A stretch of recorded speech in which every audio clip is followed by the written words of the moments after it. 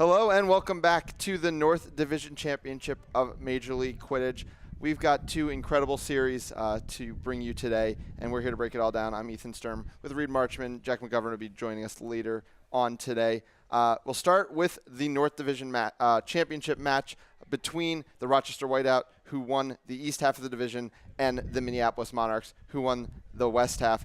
Both these teams undefeated on the season. One of these teams won't last that way. Best 2 out of 3 to decide who gets the number 1 seed in the North Division. Reed, I'm excited for this one. Yeah, how can you not be? I mean, Rochester wasn't in the division last year, but was the they both have won the North before. They've got 1 win each. Minneapolis being the defending champion of this division, looking to defend that again. But, I mean, this Rochester team is one of the best ones we've seen yet. Yep. Minneapolis has not lost a North Division series since 2019. Yeah. They don't want to stop today. And this is a team that is so, as a team, they know what they're doing. There's an understanding there. This is a group that's been together for a long time. They keep adding in more and more young pieces that all step out and produce from game one. Or from day one. It's going to be interesting because on the Rochester side, some really important pieces not here for them today. Sally Gominiak, Bassam Ashkar, Mitch Vargas. These are all huge contributors in multiple aspects of the game. That said, this is a deep roster. This is an experienced roster, and they're leaning so heavily on their high press that they've run that has absolutely confounded teams. It confounded Toronto in what was kind of the de facto championship for the east half of this division, and it's going to be interesting to see if Minneapolis has the tools to break it. Yeah, I was just about to say what team at this point in the year isn't coming in with a few missing pieces, but one of those teams might be Minneapolis. I think they only have 1 or 2. They, in fact, got their North Division MVP April Grabner back from injury after going down at the first series of this year. So this team might be the strongest it's been all season with the addition of her. Yeah, and of course, in the beating game, it doesn't even necessarily start with her at this point because the combination of Cody Narvison and Gracie Johnson have absolutely taken over this North Division. They have some of the cleanest fundamentals in the division. They are athletic. They are all over the pitch. I'm excited to see how they match up against what's also a very good beating core from Rochester. Patrick Callanan, one of the most veteran beaters in the sport at this point, probably a decade of game experience at this point. Emily Hickmott's been around the game a very long time as well, and some of their younger beaters as well that are coming into their own. There's going to be a lot to talk about. It's going to be a super, super interesting series, and I think we're just about to get started here. Yeah, one of the X factors I'm looking at, Terry Carlson came off of a pretty decent series against Indy last week and looking to continue some of that run. The first 2 games were really solid. I think the third game perhaps trying some new things maybe didn't impress as many people as the first 2 games. But I would look for him to make an impact on this Minneapolis team that is perhaps not one of the big names that we always talk about. Yeah, and one thing to watch for is that Minneapolis hasn't had to deal with the level of physicality that Rochester brings so far this season. Yeah. That has been something they've hung their hat on since the beginning of the franchise, Rochester being a very, very physical team. They instill it into every young new player that comes into the program. And we saw yesterday, while Indianapolis did eventually figure things out, they were confounded by Toronto's physicality early in that series, and it really kept that first game close. Yeah. We'll see if Minneapolis takes those same beats before they start to figure things out. And part of that physicality is that high press that Rochester brings in. They're known for it at this point. And there are documented ways of breaking some of that, but when balls are live and the whistle's blown, I mean, it's so tough to script a Quidditch match like this, and you really have to lean on your experience to do this, and we'll see if Minneapolis has that experience to do that. Yeah, exactly. It's going to be very, very interesting to see how this all breaks down. I think Matt Melton's about to get us started. Starting lineups are on the pitch. Terry Carlson is starting at keeper for Minneapolis off that really good series. It is the it is the Johnson-Narvison combo we were expecting in the beating game. Max Meyer starting as well, and Alex O'Banner. On the Rochester side, Cody Kiefer is starting at beater alongside Brady Groh. I think Kit Palpour is going to run off for Quaffle. Ooh, collision at the ball. Palpour getting the best of it. They do retain Quaffle. Rochester getting both bludgers and Quaffle possession here. Yep, everything they could want, and now it's going to be interesting to see how they choose to run their offense. Los Girosso very comfortable in a ball carrier spot, but Kip Halper currently has it up top, has been a threat for them more around the hoop. So I'm interested to see if they feel they have to move him with Ashkar not here today. Mosley on the close side does receive the pass. Giroso on the front. Palpor to Giroso. Bludgers are down. This is an opportunity. This is what Rochester would look for. A bit too far out to make a play. Minneapolis has bludgers, though. Great play from Narveson to get the bludger. And now Max Myers going the other way. He's got Obenair on the far side. The pass, he doesn't need it. The shot is good. And, you know, there are some X factors in this sport, and speed is one of them, and Max Meyer is speed. Yep. Another former North Division MVP, going all the way back, I believe, to 2019. And he was able to take off there, but it was the beaters who were able to hold control long enough. The shot from behind gets knocked down. They're able to run in transition. No easier goals in Quidditch than the ones that come in transition. And even had that option on the far side, you got to praise Obanner for the run. Something that every coach, I think, would love to hear is some praise for the players that maybe don't touch the ball but were there for the option. You make the defense respect it. They force the turn back, the hesitation because they know the pass could come, and then shot's easy. Yeah, and, you know, the Quaffle defense kind of bailed Gracie Johnson out on that play because she had stepped out towards the Quaffle player on the pass back, seemed to get distracted. I don't know if the team called that a beater was coming, but I think they were coming to Narveson. She turned. The Quaffle player went right by her, but the shot knocked down by Obanner, and then the team able to run transition. Sorry, Preston was the one who knocked down that shot. Yes, yeah.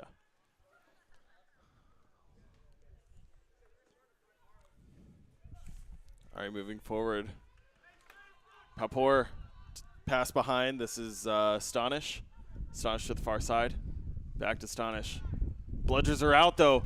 Oh, he does get clipped. It must have been the broom. Terry Carlson picks up the Quaffle. That was a great beat by Narveson. Yeah, and the Rochester beaters are making no inroads right now on the combo of Johnson and Narveson. I don't think there was even a real attempt to bludger control on that entire possession. That's that's the liability of trying to play the Quaffle behind the hoops. It's going to be a long road back if you do lose possession or lose a trade. So difficult. Meyer on the far side looks for the shot again, but it's fine. The Terry Carlson rebound, no good. Rochester now moving. Yeah, the patented Meyer around the hoops on the right side and shoot. Couldn't get to go on that one, and then Palpor is able to knock down the second attempt. Minneapolis still retaining bludger control. Stonish on the close side. Giroso with the ball. Hickmott taking out Obanner and looking to create an opportunity for this offense. Perhaps this is what they want. Stonish cannot get around Carlson. Great wrap-up and beat from Narveson. This defense is suffocating. Yeah, that said, it was a good play there by Callinan and Hickmott. I believe it was Callinan on the wrap as Narveson was expecting to take a trade with Hickmott. That allowed Hickmott to make a clean beat. Bludger control for the first time with Rochester. That said, we're not seeing that press come back out. It is a standard 2-2 defense here from Rochester. Mosley gets beat out. Giroso steps up. Now the beaters are out. Meyer, this wind causing these passes to float. Another shot from Meyer, no good, but Carlson's got the rebound. This is an easy take, in their opinion. Bludgers are flying, though. Meyer, if he can keep this inbound, he's got an opportunity for a few seconds. Doesn't realize it yet. Now looking for it, but this is Palpor with some great defense. Yeah, and that's the physicality factor, right? Meyer was never getting past Palpor there. Palpor is a fundamental player on the defensive end, makes the stop. And it's interesting, you know, you were seeing those passes really kind of be floated right now in this wind. But the teams aren't punishing it per se because of these 2-2 zones. You know, Max Meyer is 25 feet away from each other. It doesn't really matter if the ball's flowed to him. See if that slowly affects defensive choices through the day here in these series. If there was a weakness for this Minneapolis team, I think it would be that passing. It has seemed a little lobby in recent times, and that could be an adjustment. But look at this defense. I mean, the beater play for Minneapolis is just running through the field. That was a textbook press by Narveson. Wins the exchange, charges the ball carrier, still completes the beat on the ball carrier even if they get out, closes down, pincers the secondary ball carrier, makes that hit, and Gracie Johnson's there to clean up the third pass. Nothing Rochester could have done on that possession except maybe take a reset. Emma Persons now with the Quaffle. Huge offensive and defensive threat against Indianapolis as well. The other X factor that I wasn't able to allude to before. But now an opportunity. Bludgers on the ground. None. The shot is good. Carlson just puts it into the ground knowing it went through before even head ref Max Melton was able to call it. Yeah, and I believe that's Jack Selner getting on the board here. Ooh. No bludgers for a moment. Giroso has to take it slow. Max Myers pressuring. They don't want to go beyond half pitch, though. Perhaps they do. Iverson looking. Now the pass. Ooh. Okay, slip tackle. Potential. The shot, and it's good. First goal for Rochester. Yeah, and all it took was a little bit of beaters out of position. Minneapolis had all the bludgers, but at that exact moment, they needed someone to step up and make a hit, and that's the one thing we really haven't seen from Minneapolis so far, in what other ways has been a pretty consistent game for them. Yeah, Mosley with the first opportunity against no bludgers. Yes, there was one flying in, but it was a 15-yard shot through traffic. That should be easily blocked and dunked, so Mosley feeling confident there. He's looked confident, just hasn't had the opportunities. Yeah, but bludger control still staying with Minneapolis. It really has been a master class from their first line beaters. All right, on the backside. The pass option, no, deflected at the last second. O'Banner's pass, no good.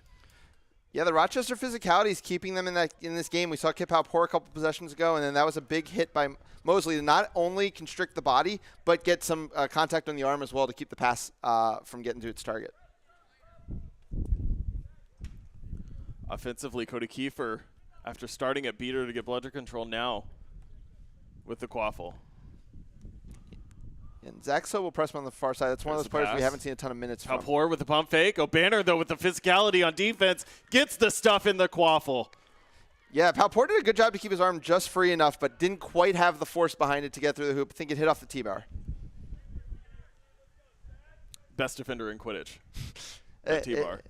Can't be any better than it. It's got a 100% success rate. Unless you're Digman yesterday. That's very fair.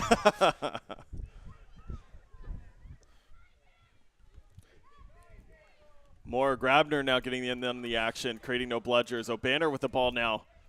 2 passes. The third, no, the shot. They're going to take a second to look. It looks like Person's on the ground. Yeah, I think Kiefer rolled over Person's a bit there on that tackle. Not quite sure if the shot went through. It's one of those, the hoop turns, it kind of rolls, and you're not sure whether it was in or out, especially from our angle. But that said, off of this stoppage, I believe Sellner's going to have a pretty free. Yeah.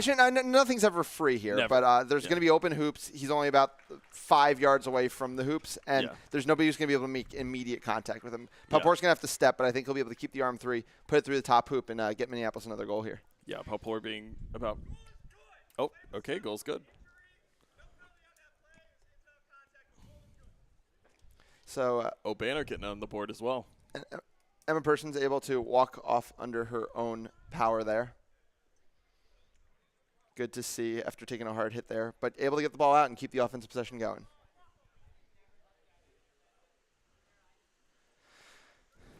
So 3-1 here early for Minneapolis. But now we see them going to their second beater line, and can they have the same level of dominance is the question. That said, that line does include a North Division MVP in April Grabner. So. Correct. Yeah, there really isn't much of a drop-off whenever they change. Yeah. Bludger control does reside in Rochester's hands. It's a 3-1 game right now. Stepping forward, it's Fordham. Now, Kiefer looking for the pass option. That's your beater, though. They do save it before out of bounds. The physicality more now from Minneapolis, though. Now the rebound is made. Lombardi getting tackled as well. O'Banner just wrapping up a vice grip on defense. Yeah, I don't even know how Lombardi saw that Kiefer was there. I thought that was going to be reset to nobody, but it was directly to Kiefer. So reset used, but no turnover. 6 cents. As Toronto realizes that they're ready to play sideline to sideline and starts to get out of dodge. Minneapolis comes up with the turnover. Yeah, Podolski with a long-range beat there. Podolski coming in last week with some impressive minutes as well. This beater core, I think, goes in pretty underrated by most people on most teams. They're extremely effective down the depth chart. Yeah, well, there were some key pieces leaving the team over the offseason. Sean Paguada, obviously one of them. So somebody was going to have to step up in those slots. We knew the strength of the Grabners and the Johnsons, but it has been Podolski stepping up in that role. Selner to Swesson. Swesson to O'Banner. O'Banner now with an opportunity. Now the Bludgers are on the ground. Another shot back to Selner. The shot is so good. The sidearm looking like Stafford on the pitch. And you know, we talked a lot about how Rochester's going to need to get production down their depth. I feel like Selner's kind of been the player who's been having the big game on the Minneapolis side, someone we don't usually see huge minutes from. Definitely, and it got an early in on the rotation as well. This was likely something that they've seen in practice.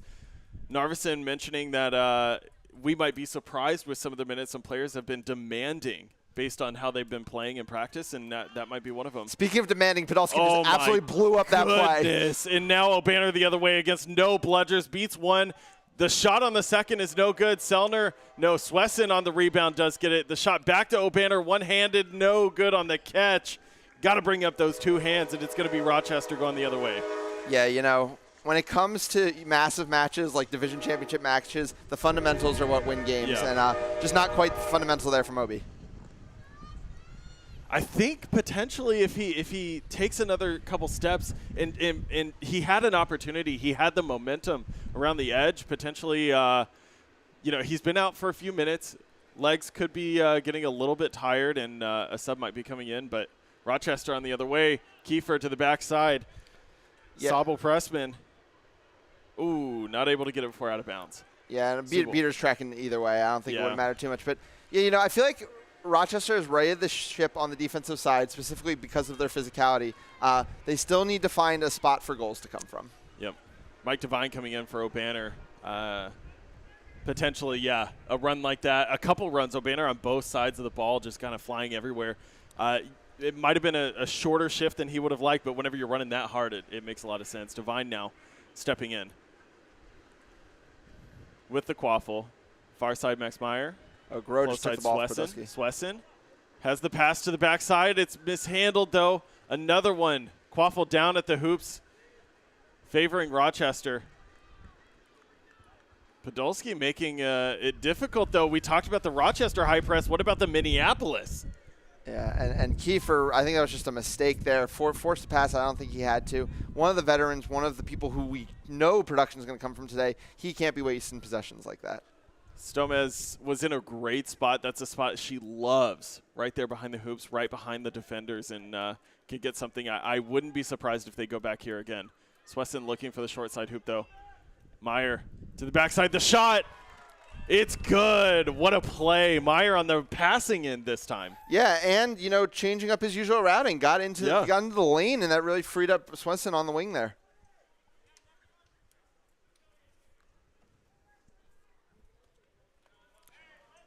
Real dominant start here from Minneapolis. Yep. Justin Barnard coming in on the close side. Brady Groh in a beater after starting the game on brooms up. Looking to get bludger control. Mrs. Meyer, though. This is going to be an opportunity for Minneapolis. Grabner pressuring on the backside, but the front side is covered by Podolsky. Yeah, and they get the block on the play anyway. Ooh. I do think, though, Swesson might be headed to the box for that one. Yeah, did not have possession of the ball. It was Lombardi looking for the quaffle, but tackled before possession was made. Impressive play, though. Podolsky staying at home, not over-chasing the quaffle, and making sure the pass option was gone before, the pass could be made. Yeah, I think Podolsky's having an absolutely incredible shift so far in this game, and I feel like nobody would be happier about that than the starting beater on this team, Cody Narveson, because he's also the head coach, and he gets that extra time on the sidelines as long as Podolsky's cooking out there. Yeah, something that he talked to us yesterday about, last week, about trying to balance the two roles and getting an opportunity to still grow individually, because that can be so hard whenever you're trying to help everybody else. And he feels like he's done a lot better job of that this year than last year and feels confident. And with back-to-back championships, you got to feel like he's doing something right. Potentially here, of course. Reset used. Oh, no, it's right after play. Sorry. Kiefer does track that one down, making sure it's going to keep her zone, but would have been fine either way, as you said, because of the turnover in possession. So first power play of the game here. you think Rochester really looking for this bludger control. They've got the power play. They've got the pass options. They can take it slowly and look to rip this control away from Podolski Grabner. And the hoops are exposed. They're playing it as a 2-1 rather than a 1-2. Oh, they look for the pass and the shot, but they don't get it. We get a stoppage. That's a hard pass to ask somebody to corral there around the hoops. Barnard did his best, but it was low. I think it was just a conversation, making sure it wasn't a shot that had gone through the hoops accidentally, but not to be. Yeah, I would have liked to see them take a little more time, look for an opportunity to get bludger control back, and, well, they do. Actually, I have no idea how that happened. I missed it completely. What the hell? Okay, Rochester, hey, you did exactly what I wanted. Well done. I got to give you props. Yeah, that said Minneapolis will probably get to kill this power play off now with a nice slow possession. Ben Schluter now, the free beater for Minneapolis. Grabner knocking out some players. The pass over the top, no good. Giroso able to corral the quaffle. And a big play there, though, by Sidney Stones to make that tackle, buy a couple extra time, make sure the penalty gets killed off and that there's no fast break the other way, because Rochester has gotten a lot of its goals through the season in transition. Yeah. Even though that has honestly seemed like Minneapolis' game today, I largely think that's due in part to the beating. The aggression on the beating side of, defensively. Yep. It seems like they win every trade within their keeper zone, and it's hard to beat. So Ben Schluter from the Mizzou program originally replaces Podolski here. Far side, we're looking close at Van Buren getting into the game for the first time. Giroso with the quaffle. Beat's not made, though. Now they've got an opportunity. Van Buren gets his first one on the board.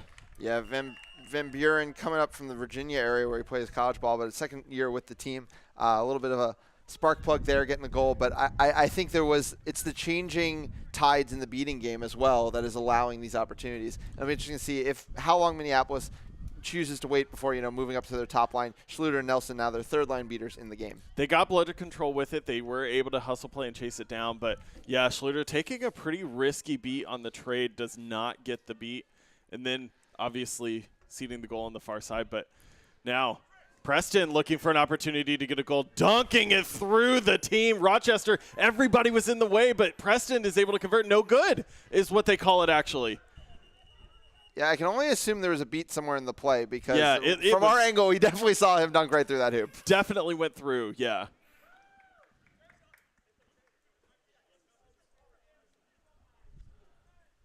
So I think what might be being doled out here is that,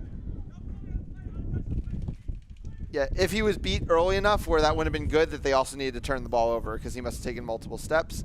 So now we got Justin Barnard bringing it down the other way. 5-2 the score, right now. And a chance for Rochester to creep ever closer in this game.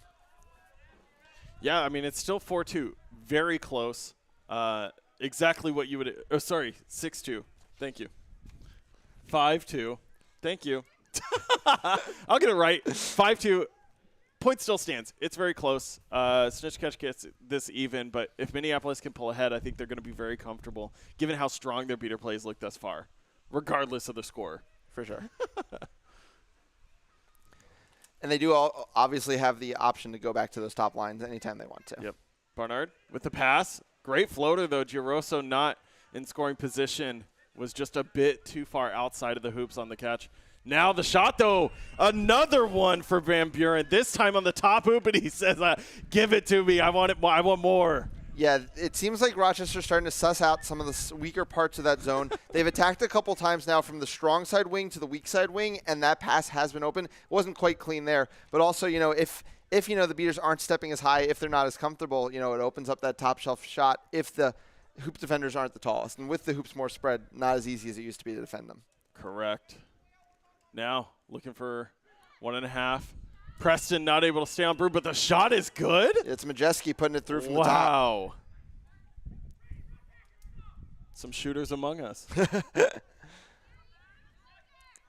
Yeah, one of the ways to, open up a defense and keep them from being overly compact is making your shots from the mid-range. And both teams shown a little bit of that skill. Not something we've seen an absolute ton of this weekend, I would say. But these teams definitely happy to uncork some.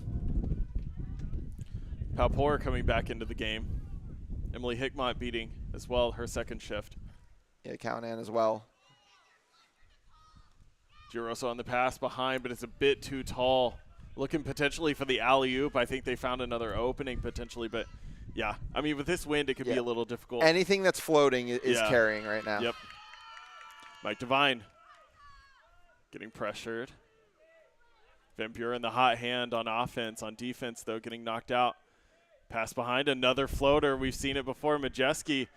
It looked like friendly fire, though, on the bludger, and the shot is good. What was that angle? Yeah, I can't believe, first of all, that the beat was missed, though I think that's what they might be about to talk about, to be sure.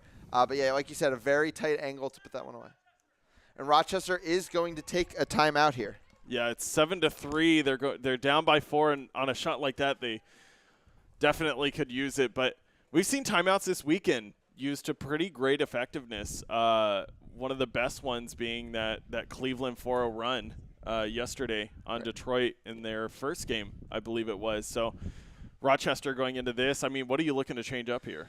Oh, first of all, you need to have the conversation about the wind and the fact that less of these passes need to float. I think they both do. Yeah, last two possessions, Majeski got away with it when all was said and done. But last two possessions, the possessions definitely went awry as soon as someone tried to float a pass a little bit. But Rochester, they just need to be confident and say, we're finding holes. When we are driving and dishing, it's when they're being overly passive, when all the passes are very far from the hoops. Minneapolis isn't committing to anything, and they're not really getting anything going. But once they start to drive and dish, Minneapolis isn't necessarily getting to all those loose balls, getting to all those weak side passes. So hopefully Rochester can start to find something going on there. And on the defensive side, just keep up the physicality, keep sending a message, I think is the most important thing. Yeah, Minneapolis, it's pretty evident that they're willing to run circles around this Rochester defense, and they definitely have the bodies to do so. The passing, like we said, leaves a lot to be desired, and a lot of that's attributed to this wind. But for Rochester, I mean, they're missing that, dominant driver. We haven't seen any sort of, demanding of the defensive pressure, especially in the Quaffle game, and this is going to be an adjustment that I feel like they have to make without somebody like Bassam Ashkar on the field today. Yeah, for sure. And it becomes a tricky balancing act because Kip Palpour is one of those players who can be an offensive threat. Also the team's best seeker and currently on the field as we tick closer to 20 minutes. But another high beat by Schluter forcing a loose ball, although Palpour does come up with it. Yeah, Preston doing a really good job at pressuring and getting beat, forcing Palpour to at least take a step back before they have too many opportunities. Now Palpour looking for the openings in the decent defense. Giroso able to get the pass off. Preston coming in from the backside. The broom is gone. Yeah, but I think Preston's gone too. I don't think the refs had any interest in that contact from behind. Yeah. Preston, very willing tackler. And offensively, I mean, we saw the dunk on what ended up being 3 defenders at the time. Loves that contact, but perhaps a little too eager. And he is a young player, still developing some of those reflexes in the game. And this is definitely one of those. Yeah, and and then kind of double trouble here for Minneapolis because the team overcommitted to that pileup, and reasonably so. That's what you're supposed to do when there's a pileup on the field.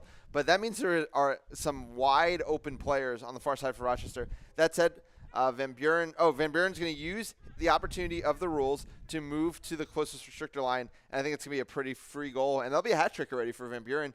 We needed somebody to step up from the depth chart here, and it's been Van Buren so far. Some big brain Quidditch going on. Finally, we see so many teams not utilize this rule to their advantage, and Palpour sets the pick. Van Buren, yeah, like you said, another hat trick. Yeah. I love to see players stepping up, and so far it's been Selner on the Minneapolis side and Van Buren on the Rochester side. Some depth in the Quaffle game, putting some goals on the board. That eagerness from Preston again. He was ready to get back on offense, didn't quite tag up yet. Yeah, and Schluter wins another exchange with Hickmott. That is going to mean bludger control. Yep. And gets the beat. Count does use the chance to press, but now it's no bludgers. Yep, this is Carlson. 10 yards behind him, the beater. He does get the pass off to O'Banner. O'Banner looking at nobody, but a great tackle on defense. What a beautiful play. The rebound is made, and O'Banner's got a second opportunity, but another one. Are you kidding me? Mike Perrault going crazy on defense. Yeah, that's what we said. It's their bread and butter, Rochester. Everyone on the roster has to hit, and then it's just a lofted pass in the wind that's just Peral, of course, the one coming down with it. Have yourself a possession. This guy's going crazy right now. Yeah, and a huge opportunity here for Rochester to go on a little mini run, get right back in after the timeout. They don't have bludger control, but they have a chance to work it. Peral going to the backside, probably looking for a break, but no rest for the Wicked. He's got the quaffle. Palpour is an option. He does launch it. Perhaps, I mean, it was a hard hustle play. He goes completely the other way. Didn't have any interest in driving that one. Yeah, and I think those are the kind of passes that maybe a full roster Rochester seeing a little bit more effectively. But, I mean, that's a perfect cut. That is a textbook cut from Palpour. Yeah. It was just never seen. Minneapolis with bludger control. Nicole Nelson. Yeah, still the Schluter-Nelson line. We still haven't seen any retreads in the beater game from Minneapolis. Yeah, probably looking closer towards the seeker game. Majeski on the backside has the pick option, the pass. No cutters, though. Carlson recovers it 10 yards downfield. O'Banner looking for the shot. He's got it. Top hoop this time. No Peral to stop him at the hoops. Yeah, nobody stepped to him. He got the ball for that rebound. Everyone stayed at the hoops, and he said, oh, well, then the top one's open. 8-4 right now. And we just hit the 20-minute mark. No subs here for Minneapolis. You'd assume it comes after the stoppage of play.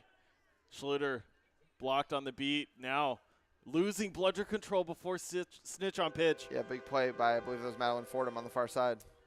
Giroso pass behind. Peral. Spin. Loses quaffle, though. Terry Carlson able to pick it up, and now we're at 20 minutes. Yeah, and they were able to get Palpour off one possession before for the 20-minute timeout. So an interesting game here at 80-40 as we go into the 20-minute timeout. Yeah, Rochester, Schluter just losing, or Minneapolis losing bludger control there right at the end is pretty heartbreaking for what was such a great regulation for that team.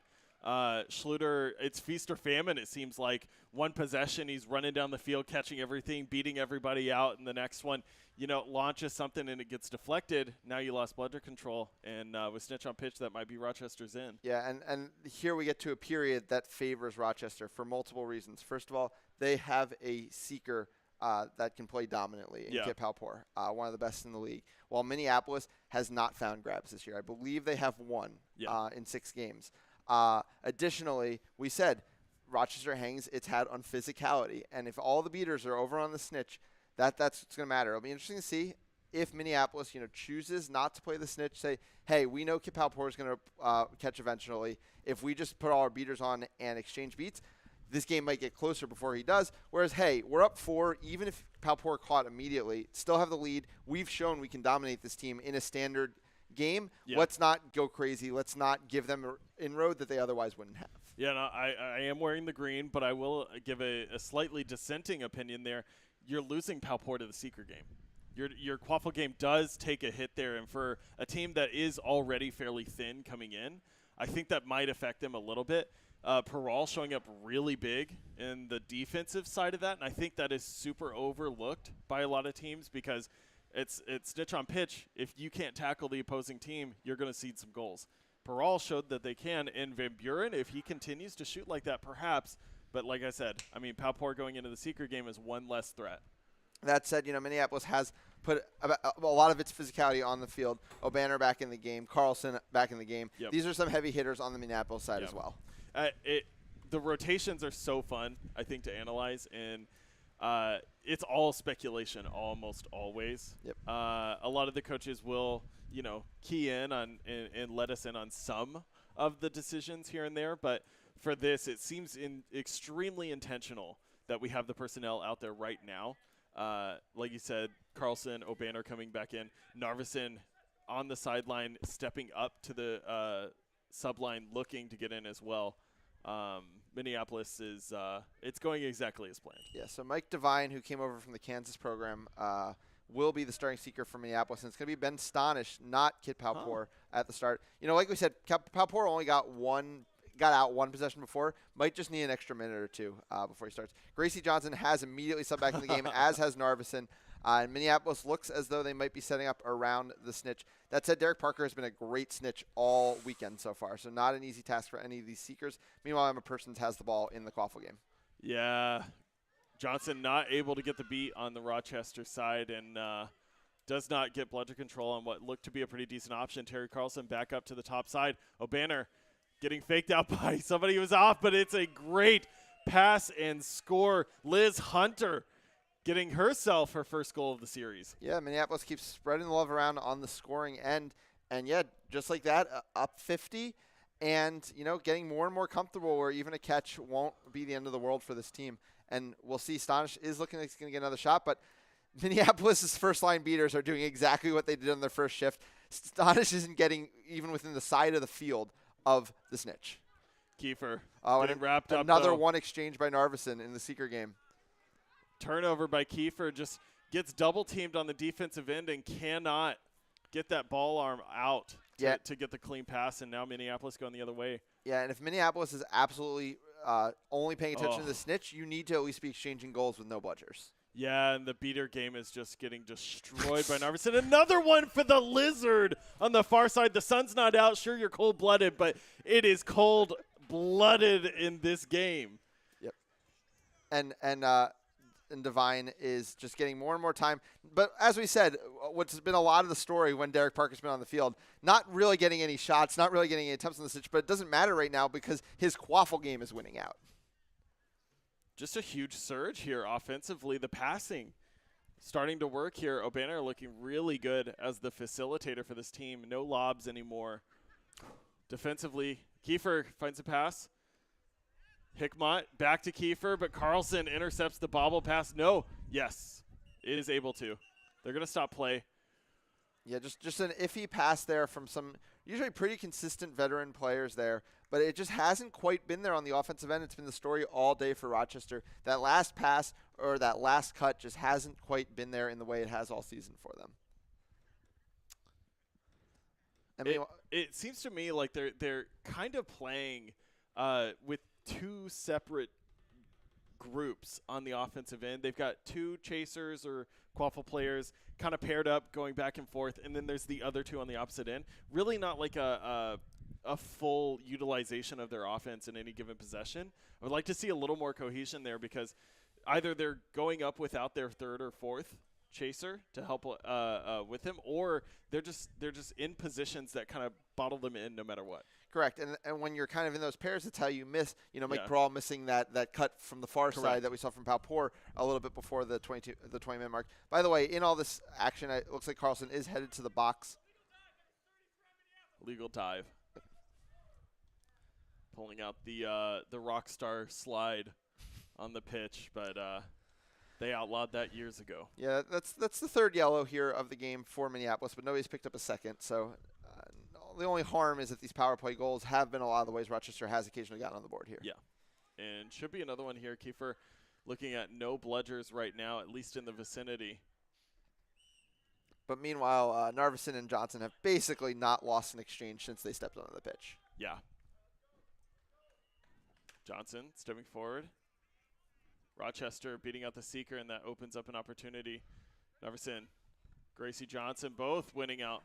Traded bludgers, though. Johnson's got to recover, and she does. Now Carlson's looking for it. No bludgers. Has the pass option. O'Banner now makes a move, a great one. And it's a score, a pump fake, a juke move, and now on the small hoop gets the dunk. Yep. And edging ever closer, 4 more goals. Sorry, now needed for Minneapolis. O'Banner quietly with a hat trick as well. This is Palpour seeking. Yeah, and Palpour doesn't necessarily need a lot of time, but really isn't getting any, as Zeke Majeski is now the Seeker for Minneapolis. Lombardi driving, gets past one. The shot is good. Did not have any discipline on the hoops, kind of falling asleep. Minneapolis is on defense. Yeah, that said, Minneapolis, all they have to do is trade goals in the Quaffle game at this point. Yep. They are not losing the game because Rochester's getting a couple no-bludger opportunities. I like that assessment. O'Banner watching the defense fold under, and the pass to Persons a bit too high. Oh, it's a great move, too. She got extremely vertical. It was just off the fingertips. Yeah, good drive and dish, and that's kind of been their bread and butter since they went into this no-bludger snitch on pitch scenario. And it is going to be interesting to see if Rochester ever gives up on the snitch game and says we're going to try to beat them another way. That said, Palpor's catch might be their only way back into this game. Lombardi on the left side, driving into the middle of the field, does spin the tackle. Person's on the ground.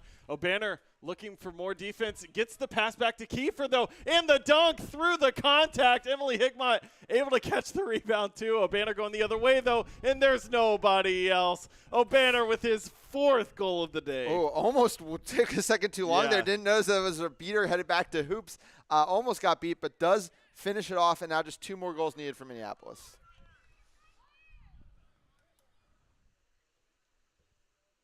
Callahan does beat Gracie Johnson on a race to a ball. Finally, it is bludger control to Rochester. This is what they were looking for. This could be an opportunity. Narveson actually getting pincered here as well. He can't play anything on the defense, and Kiefer, no good. He puts it under the hoop. Hickmott now with the rebound, looking for an opportunity, but the ball arm gets pinched. Giroso goes to the ground and looks for a pass out and does find it. Lombardi is able to pick it up. Meyer trying to hang with him, and he does. Brings him to the ground. Lombardi gets another pass out. These Rochester passes on the ground, they're bouncing everywhere. Yeah, Rochester really needed that opportunity, but finally, Palpor is going to get some time, but there's going to be a stoppage immediately. Oh, you had to think Palpor is really sad about that one. It looked like he had a couple good options. But it's Swesson going to the box, it seems. Oh, I did see it. Illegal contact from behind. Did contact Lombardi as he was trying to pressure the ball. And that is Swenson's 2nd. So especially in this really physical snitch on pitch period, it might be the end of us seeing him in this game because a red card could be so problematic at this point in time. And that said, a power play goal into a catch, and suddenly we'd be a 1-point game again right here. Oh, my gosh. Yeah. So things are far from over if Kip Palpor can make the most of this opportunity he's about to get. Lombardi scores. Palpor watches a bludger fly by him.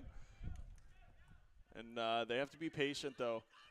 Narveson still ever present in the secret game and makes a catch. And this is why he's been so dominant on the pitch. But he throws back, and Fordham's there, which means Palpor's going to get a chance. Right place, right time. Fordham does it. And Rochester gets a stop on the defensive end. It's beautiful. This is exactly what Rochester needed. It looked a little bad at the beginning with Narveson making a great catch, but that throw so ill-advised. Fordham capitalizing.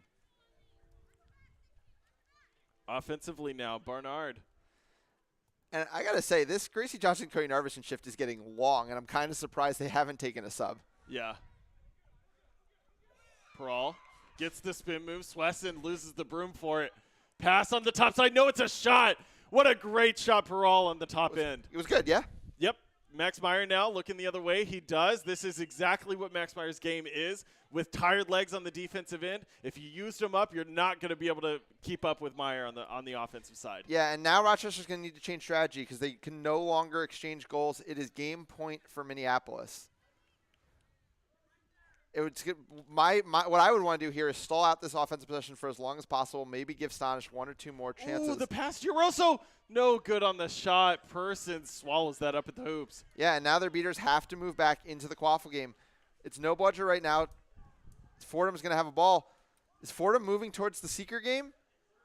Nope. No. Tomlin, but Tomlin misses the beat. Misses the beat. O'Banner back to Person. Person seals it. The first game is not quite over yet. We've got one more goal to go. Ethan, what are you doing? I don't know. I apologize. Possible we had the score wrong. I think they're going to figure it out. I'm guessing the score table might have had the same idea that we had. Are you doing the math on your score sheet too? I've got 14. Yeah, we got it. All right, let's go. Yeah, we get the high five in the booth for it. I don't care what they say, Ethan. Your math is pretty good. I try. I've been involved in 1 or 2 score situations. Okay. Person sealing the game here for Minneapolis. We got a lot of people on the scoreboard. I think it was, let me look. 7 scores here for Minneapolis. A very cohesive effort here. Notably not on the scores there. My X factor that I talked about before, Person's getting on at the very end, but Carlson just assisting that game. Yep. Yeah. And hey, that's just as important. Exactly.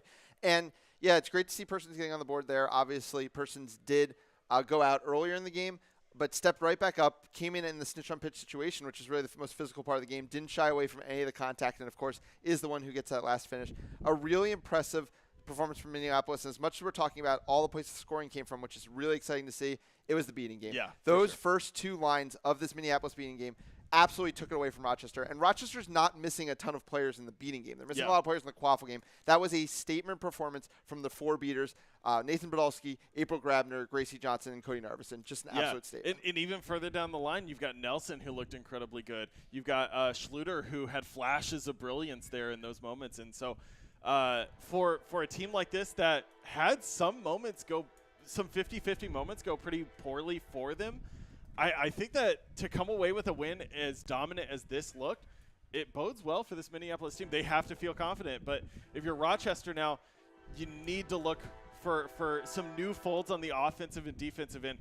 Throw something new at Minneapolis because it seems like they've got it solved.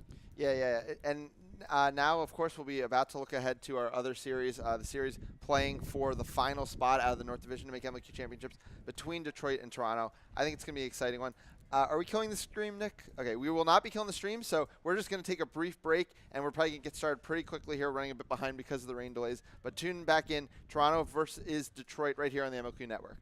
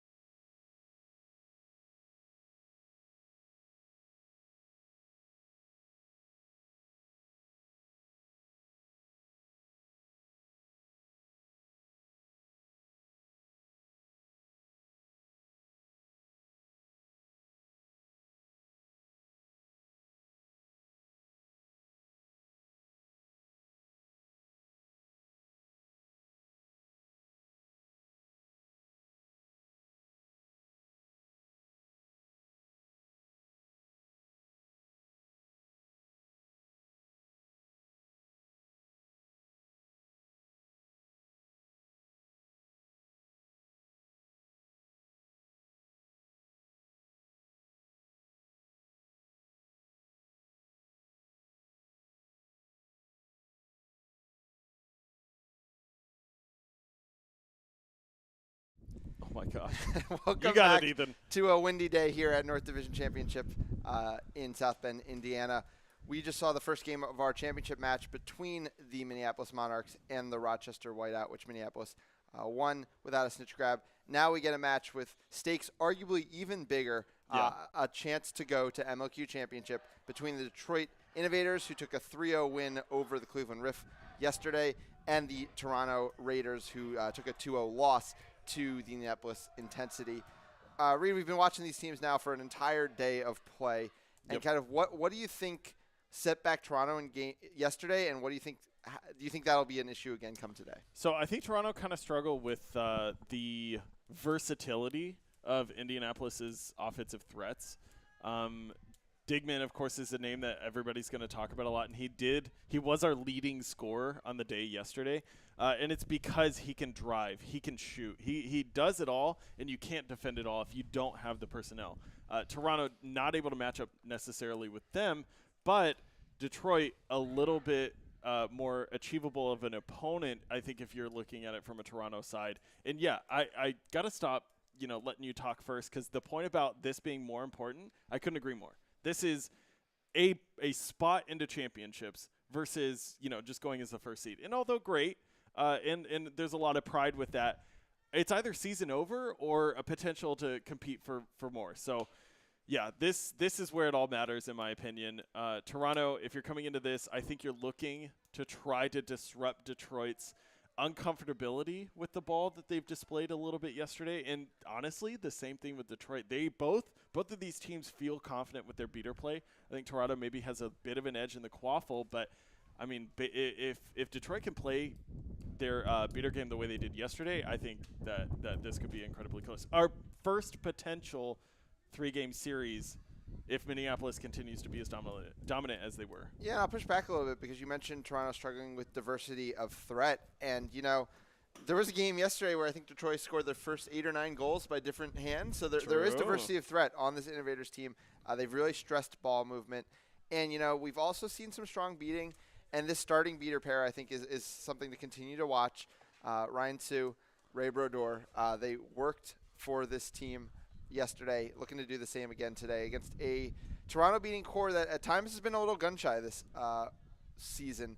We definitely saw it in the Rochester series, and even against that Indy beater core that was kind of the replacements in a lot of way, cobbled together for one mission, and they were able to get it done. And they didn't just get it done. They played really well. They exceeded expectations, and for a team that is decimated in the way that they were, you maybe don't expect a lot, but they looked really good and won the game against Toronto. So if Detroit maybe taking a few notes, knowing that they can do perhaps a bit more coordinated of a play with a lot more practice, maybe that's a potential. But, man, the ball handling and the passes are not going to be, I feel like, as crisp as they were whenever we saw this Toronto team face Indianapolis, and the wind's not going to help that either. So, yeah, and did these teams take note of that first series where really one of the big takeaways was you can't flip passes. No. Everything needs to be put on a thread, and it'll be interesting to see who can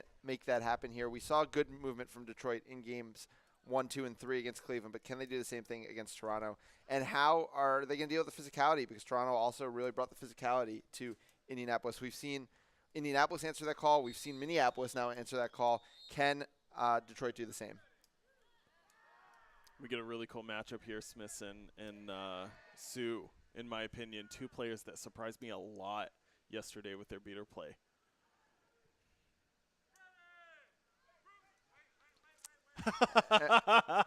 False start. The head official, Chris Lecomte, stating, ready, brooms, wait. Classic in the repertoire. Sometimes you need a little extra time.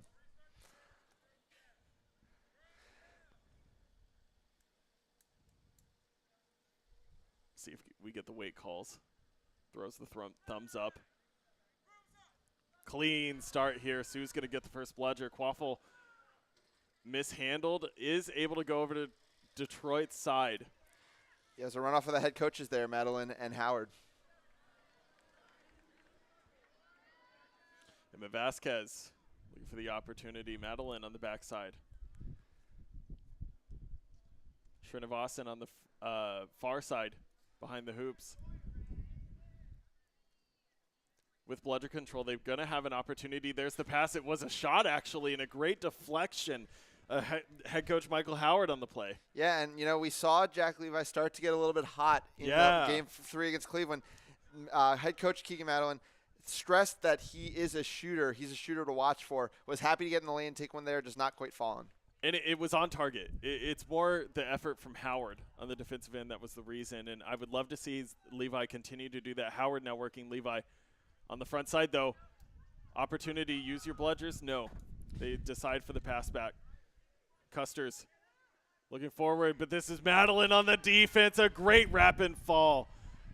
Yeah, really clean defense there from Detroit because early in the possession, Sioux missed a beat in an exchange. They gave up bludger control almost instantaneously. And from that moment on, they were really relying on the physicality of their chasers, and they got the results. Yeah, Custer's not an easy wrap, in my opinion, on the offensive end, but Madeline rising to the challenge. Vasquez now with the quaffle. Yeah, we saw Custer's going through that Indianapolis defense a lot. All right, this is Wasser back to Vasquez. Can she get it before it goes out of bounds? She does. She kicks, but it's right to the beater on the defensive end. That's going to be Emma Sherwood. Yeah, I really do think she had the room for a pickup, and I think she played a little bit too desperately there, and it's going to result in the turnover. A little bit sloppy here early in the game from both sides. Oh, pardon me. That's Sarah Dykstra. And now Vasquez going the other way. Howard able to stop her in her tracks, but the beaters are there. Vasquez gets a pass off. Srinivasan. Great yeah, it's the Wolf call from the sideline. This Detroit sideline being the 7th personnel on the team.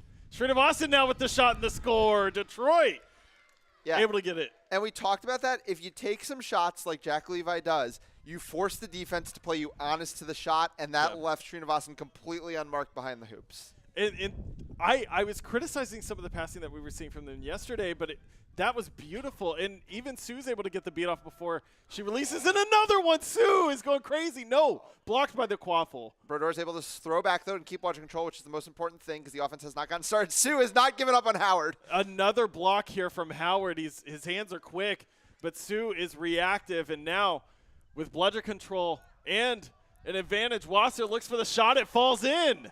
Detroit with a great start. Yeah.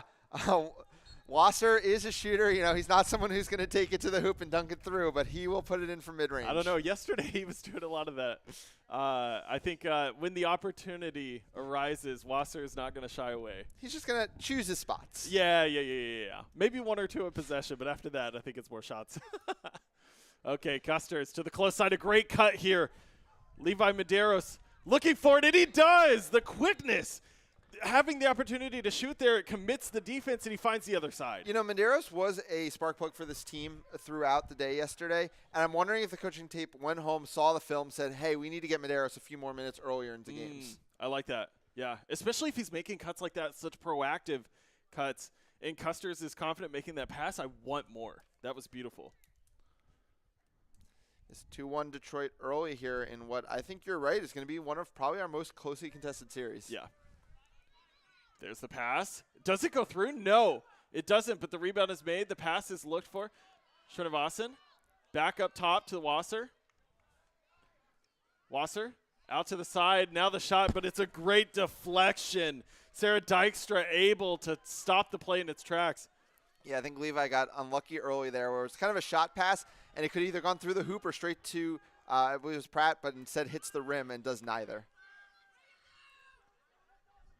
Brittany Kahane with the bludger trades, but does not get the beat. Now they've got a press opportunity. Detroit looking to run. The pass behind. Detroit now responding to that. Beater's now coming. Oh, no block. It looked clean to me, but it clips the broom, I believe. Yeah, and, they threw behind the press there. It was just not quite a clean pass. I think if it had gotten all the way to, I believe it was Bunn behind, it would have been a scoring opportunity, but the defense was able to respond to it. And clean defense throughout the game so far from Detroit. Yeah, they are throwing into the wind here, Toronto is, so those passes are going to be difficult to get down. Jeanette High looking for the pass behind. Madeline looking for an opportunity. Gets up into the air, and before the defense can get can close the door, he throws it through. Yeah, and Bludgeon Control, again, is won over by Detroit. A real nice shift here. No, Christian Barnes does give it back to Kahane, but it has still been a very nice shift from Sue and Brodeur. Yeah. Derek Taylor and Kahane. The beater pair clearing out the defense. Dutt looking for an opportunity. Does not go down, gets the pass off. Medeiros now chasing the ball down. He's been so quick on this offensive end, and blocks this one. Now Medeiros through another ring of the hoops and gets it again. We've seen it before. Deja vu, Ethan. Yeah, he's a small target, so not an easy beat. And his quickness, nobody has been able to put a hand on him. He just went through the entire Detroit defense by himself with almost no support. We're 3-2 Detroit. And thanks to the speed of Medeiros, Toronto's hanging in.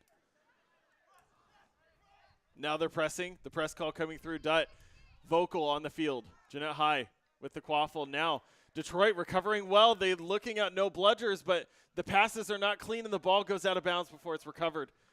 Yeah, and great play. Banis is going crazy on Yeah, offense. but now all the bludgers are on the ground. Was he a little too crazy? And is Toronto going to get a chance in transition? No beaters is the call. And Brian Melchior is a big body barreling down the field. There he is, Melchior, looking for it. Now the pass and the shot. Great job, Matthew Bunn running with the play.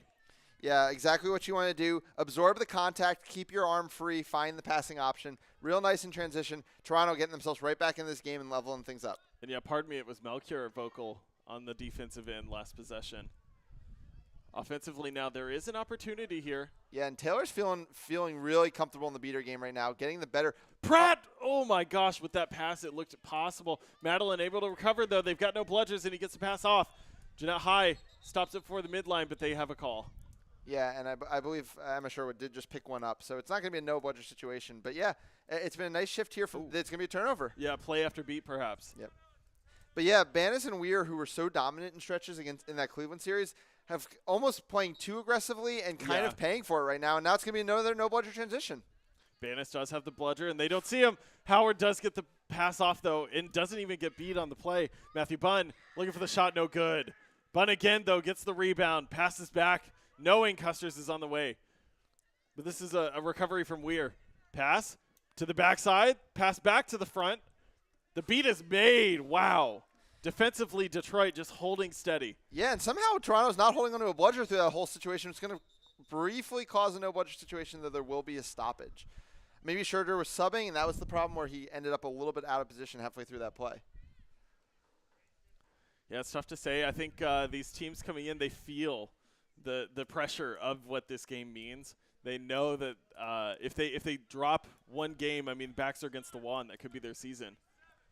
And, that first game of the day is always a tricky game. Yeah. But we mentioned, maybe Detroit's been a little too aggressive, and they're going to pay the price here again as David Weir is headed to the box. Banis will be alone. I think that might end up canceling out. Yep, cancels out the offensive opportunity as well for Detroit. Yeah, brutal. Banis does have bludgers, so they will have a defensive possession that has some legs. But Toronto's pressuring Scherger with the pump fakes, just clearing chasers now. Sets it back, so we'll be a half-court opportunity. All right, Custer's working with his beaters. The pass, the shot, I don't even know if it was an assist. It might have just been good. I'm giving Bunn the goal. Yeah, Bunn is going to get the goal in our books, though. A little tip through, the volleyball play is what we like to call. Yeah, and Toronto's definitely settling their way into this game. They looked a little lost at the beginning, but they've been playing better in the beater game, especially against the second line shift, and they're definitely getting more comfortable on the offensive side. And I think it was kind of Medeiros setting the tone like, hey, we can get through this team, we can find goals, and now the rest of the team is starting to believe that. Yeah, and this is something I want to see a little more of, Detroit using Mueller at the hoops rather at the top of the key. That's where he was so effective yesterday, and instead it looks like they're going to continue to use him at the top. The shot, though, no good. Through the middle. Yeah, I want that oop option. No, I know. So well. That it was working so well against Cleveland, but the problem with the oop is it's hard to run the oop when the other team has bludger control, and that has been in Toronto's favor for a while here, as we do see another sub, Kahane, coming back into the game to join Scherger. Kahane having a really great day yesterday despite the losses. One of the bright spots for this Toronto team and gave me a lot of confidence in this team, but with bludger control. It seems easy. Looks for the beat. Banis is beat. And now the trade back to Hayne, not able to keep it. Banis is beat. Quaffle's on the ground, and he's launching everywhere. Custer is able to pick it up, but Banis has to recover. Not in time. The shot, no good, as a fadeaway on it. A pass back again. This Quaffle is continuing to favor Toronto. But the beater game is Detroit's. We're still going here. Howard on the drive. One more to beat. Gets the pass and the shot. Devin Dutt finally gets the goal for Toronto. Yeah, and it's sometimes it's about the 50-50 balls, and I think Toronto did a bit of out-hustling there. Michael Howard goes right off, runs to the sub-off, because he earned that break because the whole team was working on that offensive side. Custer's hands on knees as well. I mean, that possession was exhausting on the offensive end. But goal's a goal. You always have a little more energy after you score than whenever you started, regardless of how hard it was. Yeah, so Sue and Brodeur back in the game after that hot start, and it's going to be a no-bludger situation that they're able to create there. Immediate impact from Sue, and now the pass behind. Vossen is insane on the defense or offensive end. Yeah, he and Jack Levi had a connection that we haven't seen anywhere else in this Detroit offense so far. Custer's with the pass and the shot, another one. Quick response there, Paige Hare. Throwing it through. What a great catch. Yeah, very clean. Drive and dish has been the name of Toronto's game all the way through the middle parts of this one. Wow, the last two possessions have looked incredibly clean. These teams are elevating to the game. The jitters are gone. Now we're playing some good Quidditch. Yeah, I think Kagan Madeline timed this one well. I feel like Detroit felt things starting to slip away there over the last few possessions. They just need to right the ship. They still have those offensive opportunities. We saw it. That Levi Srinivasan connection is working, and it's going to be interesting to see what adjustments are made now. Yeah, I think that with obviously a lot of praise goes to that Weir and Banis line, right? Yeah, for this Detroit team. But honestly, I think the Sue and Brodeur line has been much more effective today, at least against Toronto thus far. Yeah, for sure. And we started to see it on that possession create that no-bludger that Levi was able to capitalize on. And, now we're starting to see these beating pairs starting to run into each other for a second and third time. It's going to be interesting to see what adjustments make. I think Sue's aggression kind of set back to Toronto right off the bat. I mean, Toronto's been facing a lot of beaters who've been happy to throw back, avoid exchanges. Yeah. Sue doesn't avoid exchanges. Sue's happy to take exchanges. Sue and Brodeur took an aggressive exchange on that last possession all the way up on their offensive side of the field and ended up working out for them. So it's a very different style. It's something the Toronto beaters now need to adjust to. And, these aren't sprints. These are marathons, especially 3-game series. And now we have to see what adjustments these teams can make as we continue on. Yeah, and let's talk about Toronto. I mean, we've talked a lot about the beater play here, but the Quaffle play has been incredibly effective, I think, on the offensive end. They've been able to run the field. I think their speed is what's making the difference out here on the pitch. And Detroit just kind of playing catch-up in some of these moments. They had what was like 4 or 5 attempts at the goal on that last possession whenever they scored, and that is just demoralizing, I think, if you're on the defensive end. So a timely timeout here to recoup. Wassa with the Quaffle, and if Detroit can get a goal here, I think it's going to help a lot. Yeah, and McCoo now back in the game at beater for the first time for Toronto, alongside Kahane, facing off that Sue Brodeur combo, so maybe a new look. We'll see how it goes. Wasser considering the shot. He already hit one long one today as Sue takes an exchange with Kahane. Brodeur gets beat out, though. Wasser's got to be careful with the Quaffle. If there's a turnover here, it's going to be no bludgers going the other way. The beat is made, but the call? Yeah, so I think Devin Dutt's going to get called for completing a tackle long after Vasquez had successfully gotten the ball out of her hands. Oh, no, it's just going to be a behind-the-back contact call. So what Chris LeComp warned me about yesterday, that I start making calls for him from the booth, and I'm just completely off base. All right. Dutt's still in good spirits, though, going to the box. So this is going to be a power play. No reset used. Jack Levi on the offensive end. Big power play opportunity. One that they don't want to miss. And I think the reset's going to be used because Levi took that extra second before using the reset. Yep. That small pump towards Srinivasan. Yeah, it seems like he didn't take the stoppage to kind of assess his surroundings and kind of make the best option for him there. All right, Levi, look at Srinivasan on the far side of the hoops here. That's what I've seen all game today. Yeah, but now they're marking him. Yep. They switched out of the hoops defense they were playing earlier. They're playing mark Levi, defense though. now. Vasquez looking for Levi. Does not get the angle, though, to get the pass. Levi has to bail out of the defense. Now the press is coming. Yeah, I'm not sure she had the pass in this win to get it across to Levi. I think she made the right decision. Vasquez makes a move, though. Not to get around the defender, and now the strip is made, but the call is coming through. It looks like contact from behind by Robert Ali. Yep, we've got another one headed to the box Ali. here. So it's going to be a 4-on-2 in the quaffle game that Detroit now is at the point where they absolutely have to capitalize on.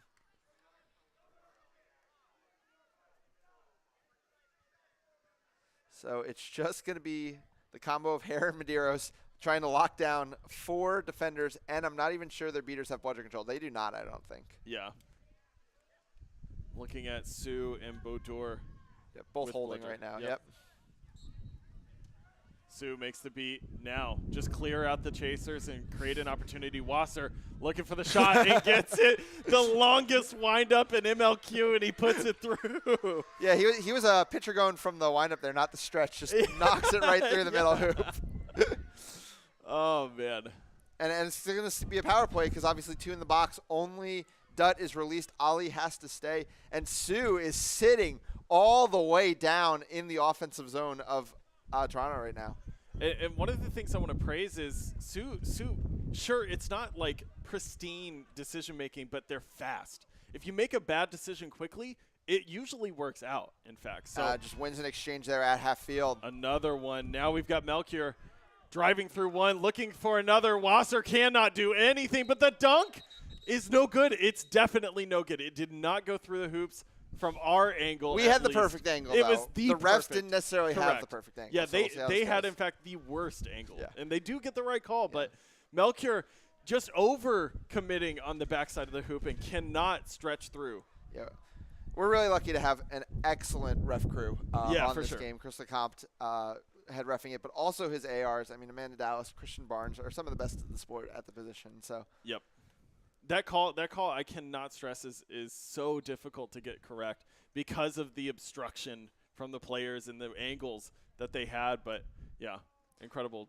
So Ali's about to get released. So this offensive possession is not likely to happen on a power play, but they have gotten a goal and a defensive stop both on this power play already. 6-5, right? Only a 1-goal difference. I mean, this is a Detroit team that has felt like they've been on the back foot all game, but whenever you're only down 1 after that, maybe you're feeling a lot more confident knowing that you are not playing to the standard that you expect. Yeah, and it's that Sue and Brodeur combo that's been a difference maker for them.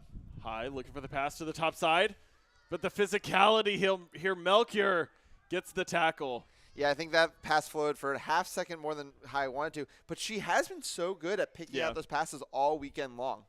Yeah, I think one of her strongest assets is that decision-making, knows when to make those plays, when to – there was a moment yesterday diving into the corner of the field just to buy time for her defense to get back on their side. So love the heads-up play, just not the execution in this wind. Melchior with the ball. Wow, Banis with the split kick dodge. And that's the physicality coming through. And Howard's about to get a blue card as well for an illegal swat in the corner of the field there. High does go down. So we're going to have an injury stoppage here for a second. No, it's Pratt. I apologize. Pratt. Yeah. On the contest of the quaffle, but Detroit with another potential stop at the very least if the blue card does come through for the swat. Banis calling on the sideline for it. But getting some water to these much-needed players. The temperature, a lot cooler than it was yesterday. The wind, much more of a factor. Yeah, for sure. And it means every pass has to be so clean. Yeah. And it seems like there are players who are kind of getting that, or maybe more specifically players who have those passes in their arsenal versus players who less so. Yeah. You know, this is a day for push passes. This is a day for passes where you really get your hand over the ball and kind of throw it down to the ground. And it's those floaters that are just kind of creating those problems. That said, I mean, given the weather that we saw this morning, we're pretty lucky that the day's shaping up the way it is right now. Correct, yeah. Torrential downpour to start the day. But, yeah, due to the delay, we were able to at least avoid the worst of it.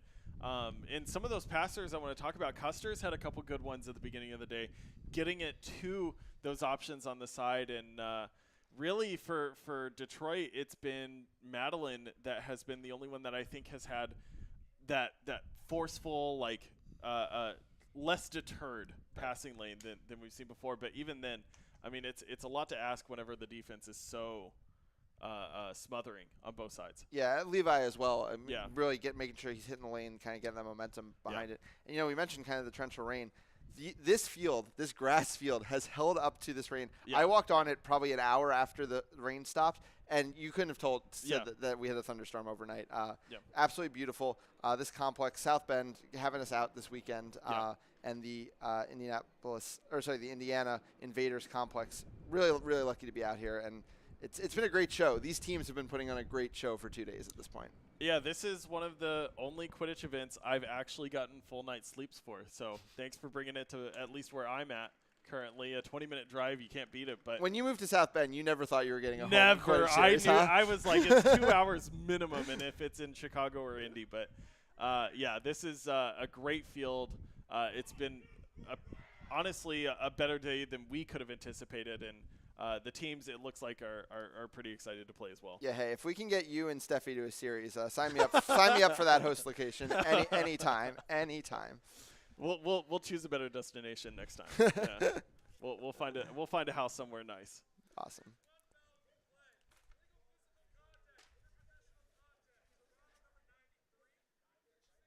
So Bun is gonna get that card I was speaking about earlier.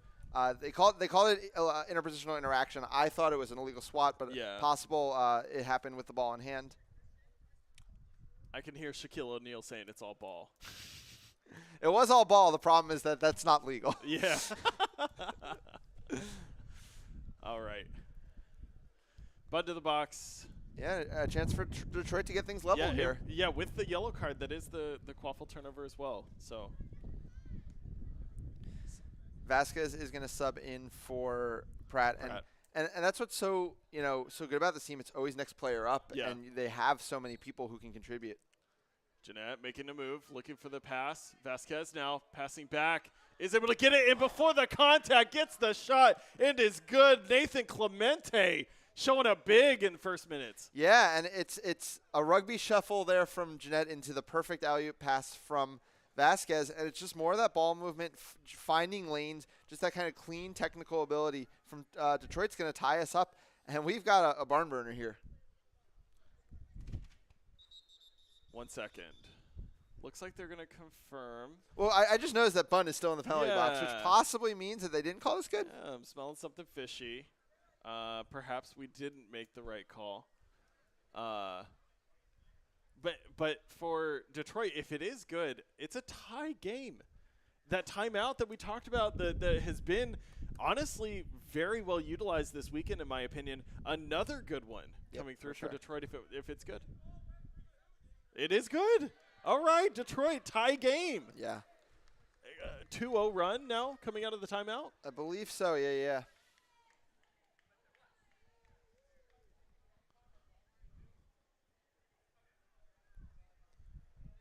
Bun still in timeout, perhaps?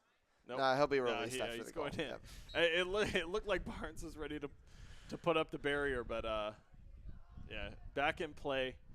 Tie game now. Looking to make some magic happen. With bludger control, it should be a bit easier for Toronto. And Smithson in the game now, beat her for a second shift. Probably won't be a long one. He is their starting seeker as well. Bun on the backside, getting pressure by High.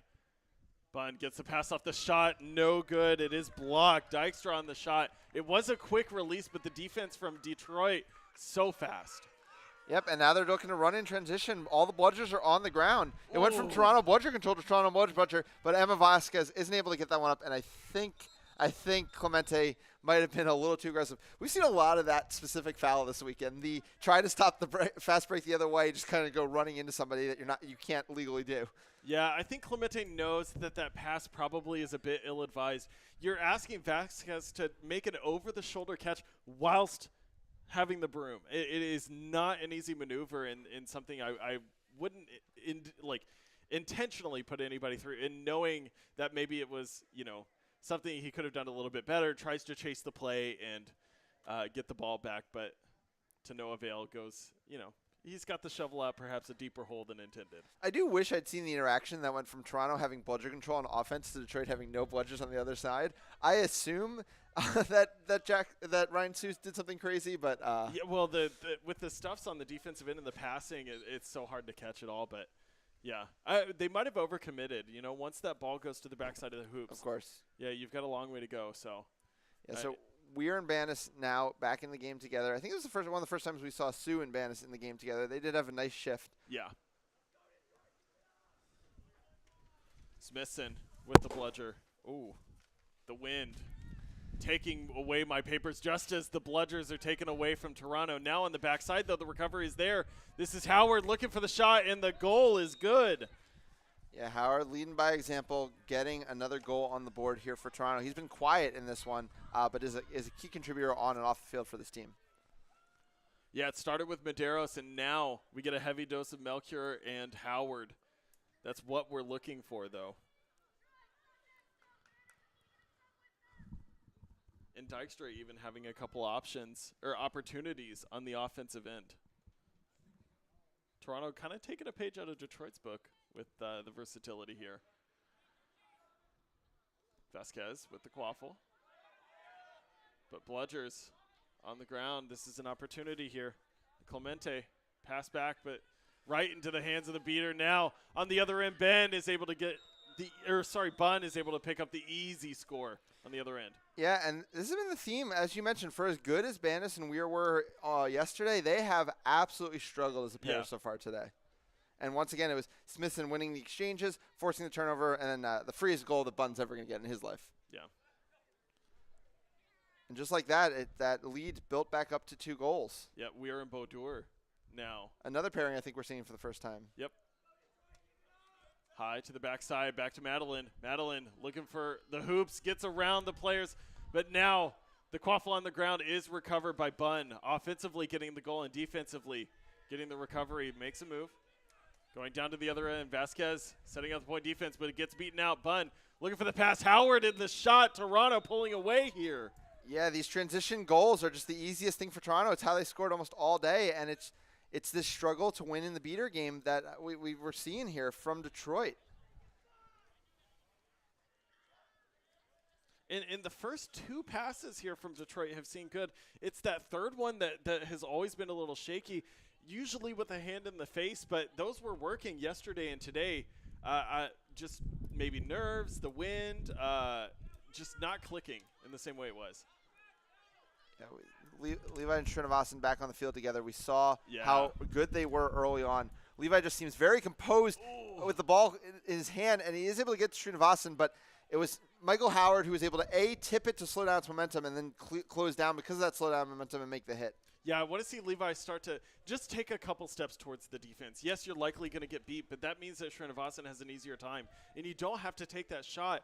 Just get it to a point where Srinivasan can make a move behind the hoops. That's what he does so well.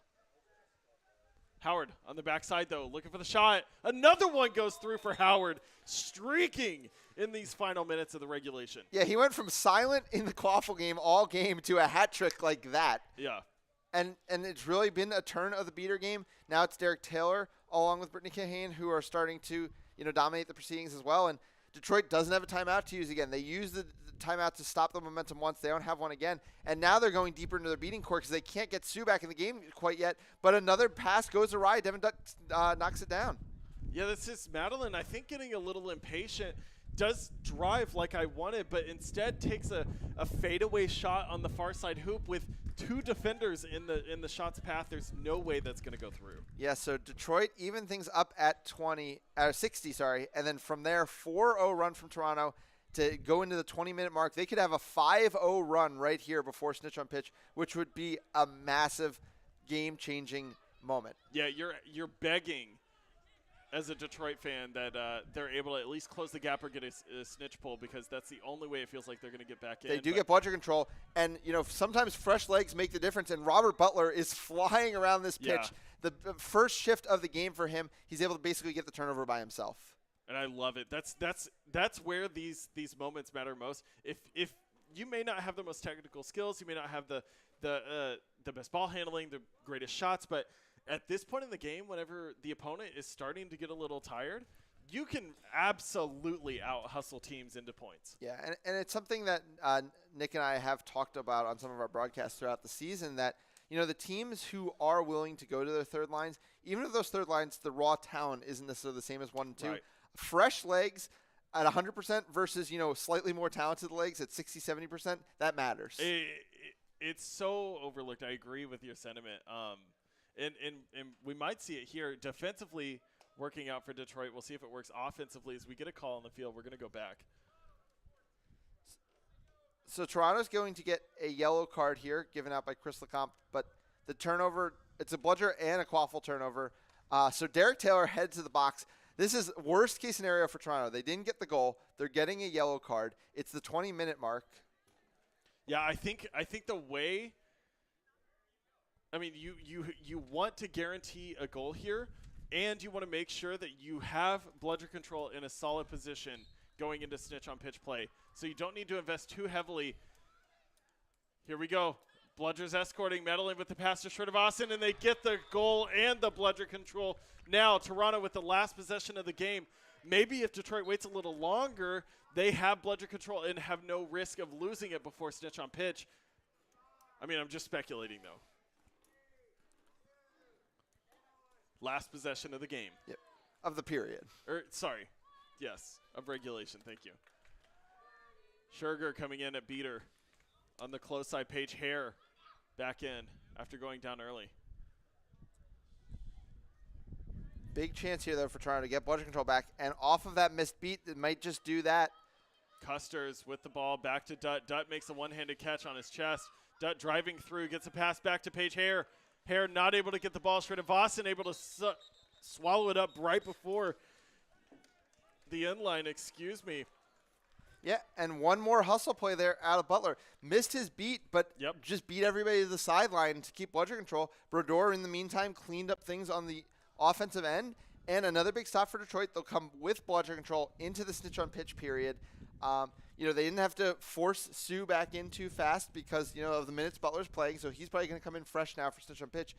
That said, Detroit has not done a ton in the Seeker game all season, and they could really, really use a grab to get back into this one. Yeah, it's a lot to ask. They did catch one yesterday. There was at least some sort of life there for this team, and I think they can do it again. It's just they have to close the gap. Yep.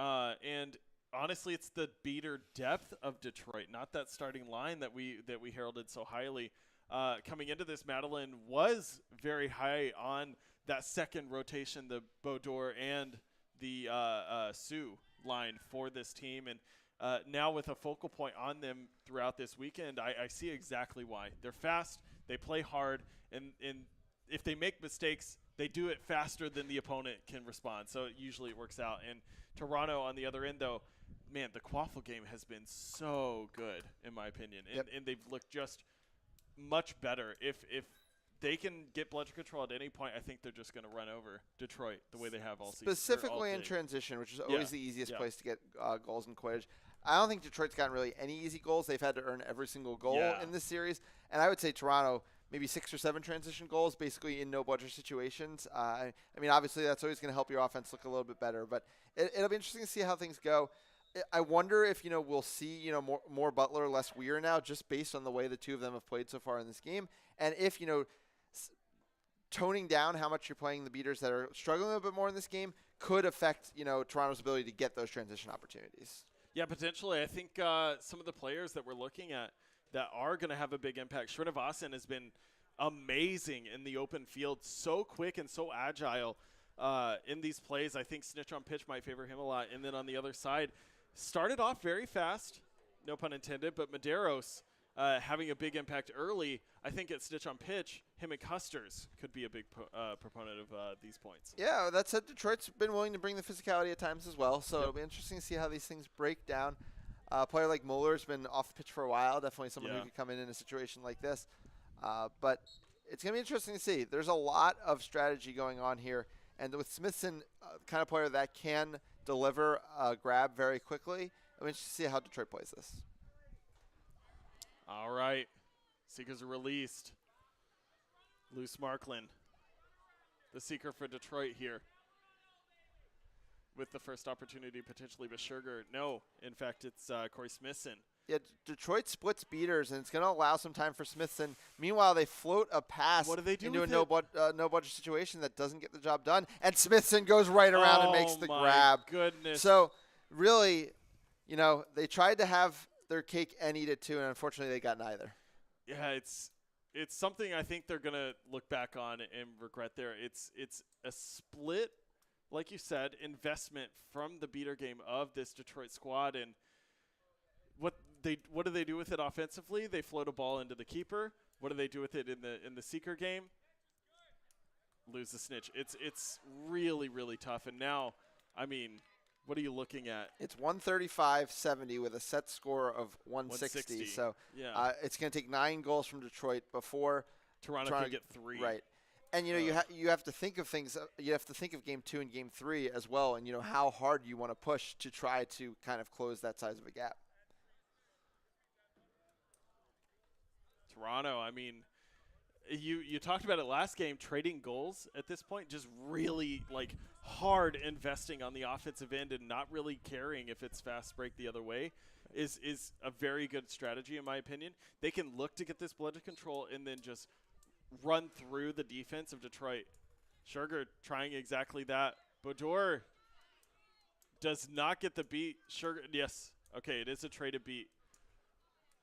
But does keep blooded control and allows Butler to press. Butler makes a nice beat on Dutt. This could be a quick goal the other way. This is Madeline looking for the shot, and it's good. Contact coming through from Custers, but it's too little, too late. Detroit on the board. 8 more, Ethan. Yeah. Hey, if Butler can keep showing up like this alongside Brodeur and they can keep dominating the beater game, it can matter. This game has ebbed and flowed with the beater game, and if Detroit can avoid those lulls, as we said, Toronto's goals have not largely come in the half court, and if you can just force them to score in the half court, you probably will get a good number of possessions before you're out of this game. So, definitely not over here. Toronto looking for the East Division side of the North. Wait, the East? The East half of the North Division. Of the North Division. It's only south from here. Looking for their first win of the tournament. Yeah. 0-6 to this point from the 3 representatives from the East half. Sue looking for the trade. And wins it in a big way. Sue now can go into the defensive half. High does just enough to get the deflection and a great block from Levi. More beating from the side of Detroit. They do get the possession. Yeah, I was really scared there for a second for Detroit that the passes had gotten in behind the beaters, even as their press had been so successful and won all the exchanges. But just enough defense on multiple counts. Of course, Levi, the one who put the hand up to stop the shot, keep things alive here for Detroit. Dykstra with another opportunity once again and loves those type situations, but it's Levi reading them every time. It looks really, really clean now. On the offensive end, though, does get beat. Yeah, but no harm with Sue. Yeah, with Sue in front. Let's see if Vasquez chooses to wait for Levi to come back in the play. I think she will. Yeah. Take it easy, Madeline, now with the ball. Looking to hand it off to Levi. Knows that with the shooting threat he possesses, it's a dual threat situation. And how that opens up the passing lanes as well. Banis and Sue now the combo in the beater game. They were very successful in their first shift together. Look at them compress this defense. This is what Levi wants. The pass, no good. Over chase, though. Toronto now going the other way. This is an opportunity. Melchior gets beat and then passes the ball. Yeah. There's a turnover. Sue doing it on both ends, trying to be high pressure, but then seeing it go the other way, still gets back into the play and makes the beat on Medeiros. He's my Detroit MVP thus far. I mean, he's been everywhere on the pitch and seems to win every trade. Now defensively showing up. Madeline on offense with Levi flanking the right side. High on the backside marked. Vasquez, the free chaser on the left. Sue gets the beat. The pass to Vasquez. Oh, my goodness. Barely tipped, I think, by Devin Dutt. Oh, but I think Devin Dutt just knocked the ball out of bounds off himself. Detroit? Yep, Detroit ball, yeah. Dutt tried to pick it up, couldn't get it cleanly, and pushed it out of bounds. But I think they're also going to say that then possibly Evan Vasquez did not properly follow the inbound procedure. So it is, in the end, going to be Dutt's ball. Ball don't lie, Ethan. No.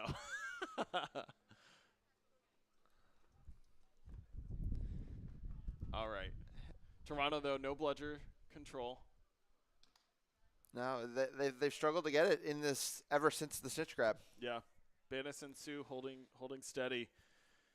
Still 3 goals needed for the side of Toronto. 8.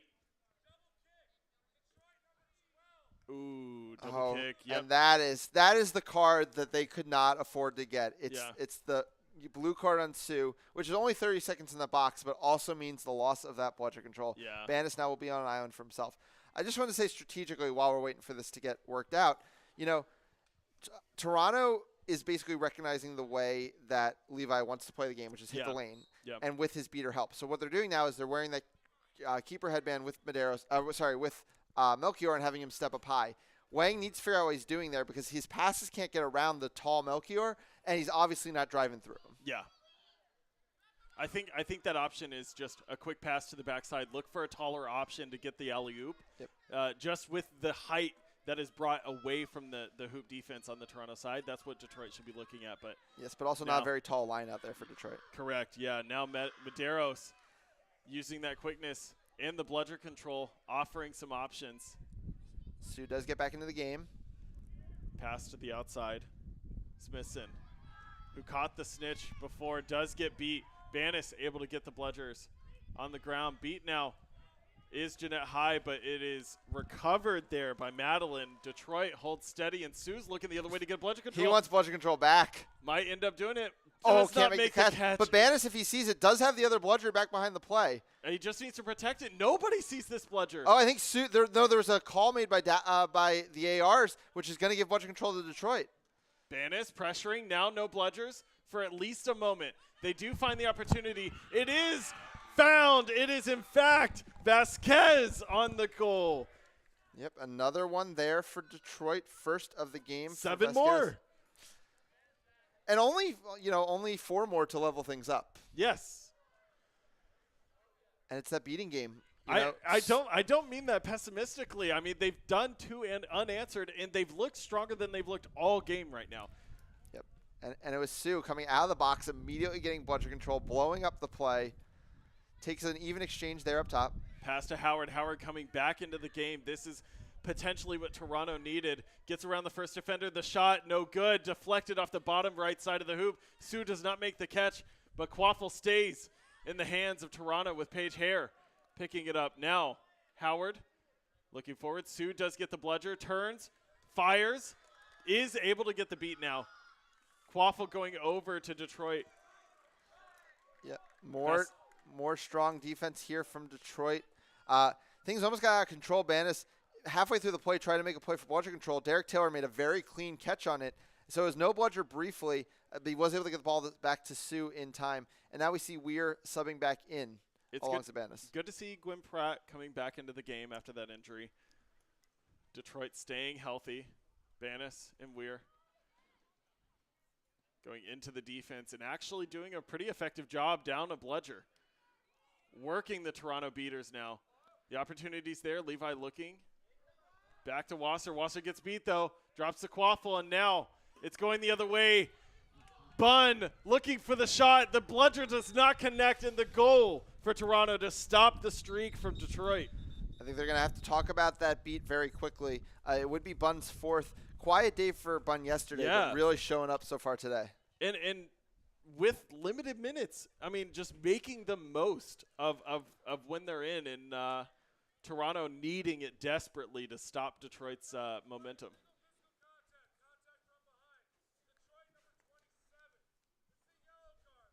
David Weir picking up the card.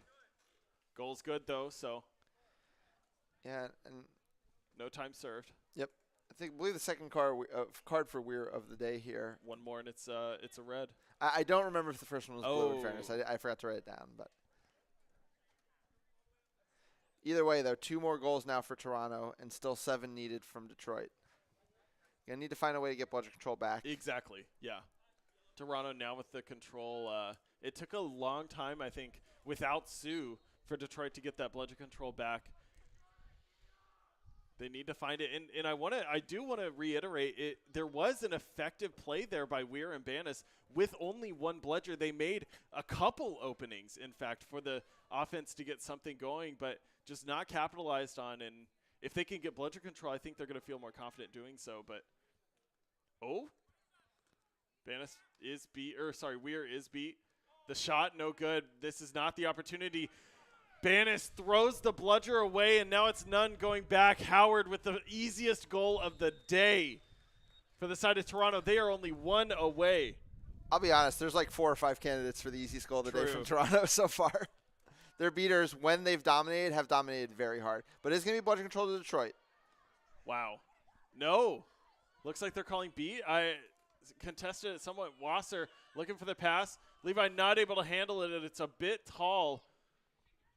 Howard on the ground, grappling with honestly everybody on the field. Yeah, and Weir's going to lose bludger control trying to get into a scrap that was basically under the other team's keeper zone hoop. So, that's the kind of thing when you're facing game point, you just can't afford to do. Robert Alley with the quaffle. Dutt on the close side. Howard in the middle. On the back end, that's Dykstra. Dykstra looking to get final goal of the game for Toronto. Howard on the front. Back to Dykstra. No, the shot. It's good. Howard sends Toronto. Potentially. I hold the call. Yeah, if the goal is good, it will put them 1 game away from MLQ championship. Derek Taylor looks like he might have taken a knock on the play. Through to the second game with a 1-0 lead is huge. You've got so much room to play with, and you build a lot of momentum. You're asking Detroit to make an adjustment.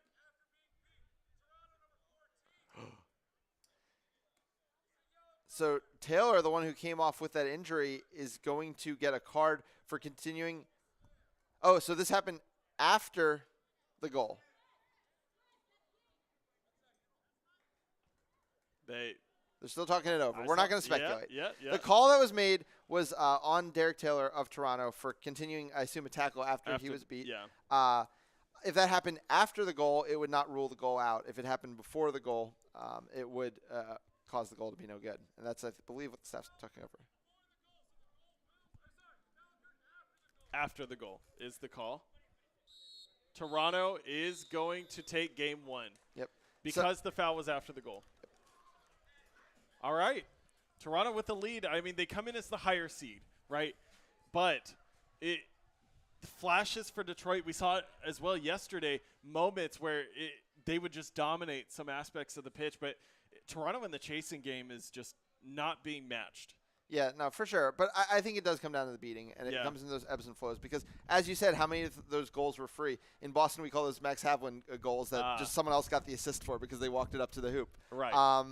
Because, it does matter when those opportunities, those no bludgers, those transitions, those not having to play half court, because we've seen Toronto struggle in the half court.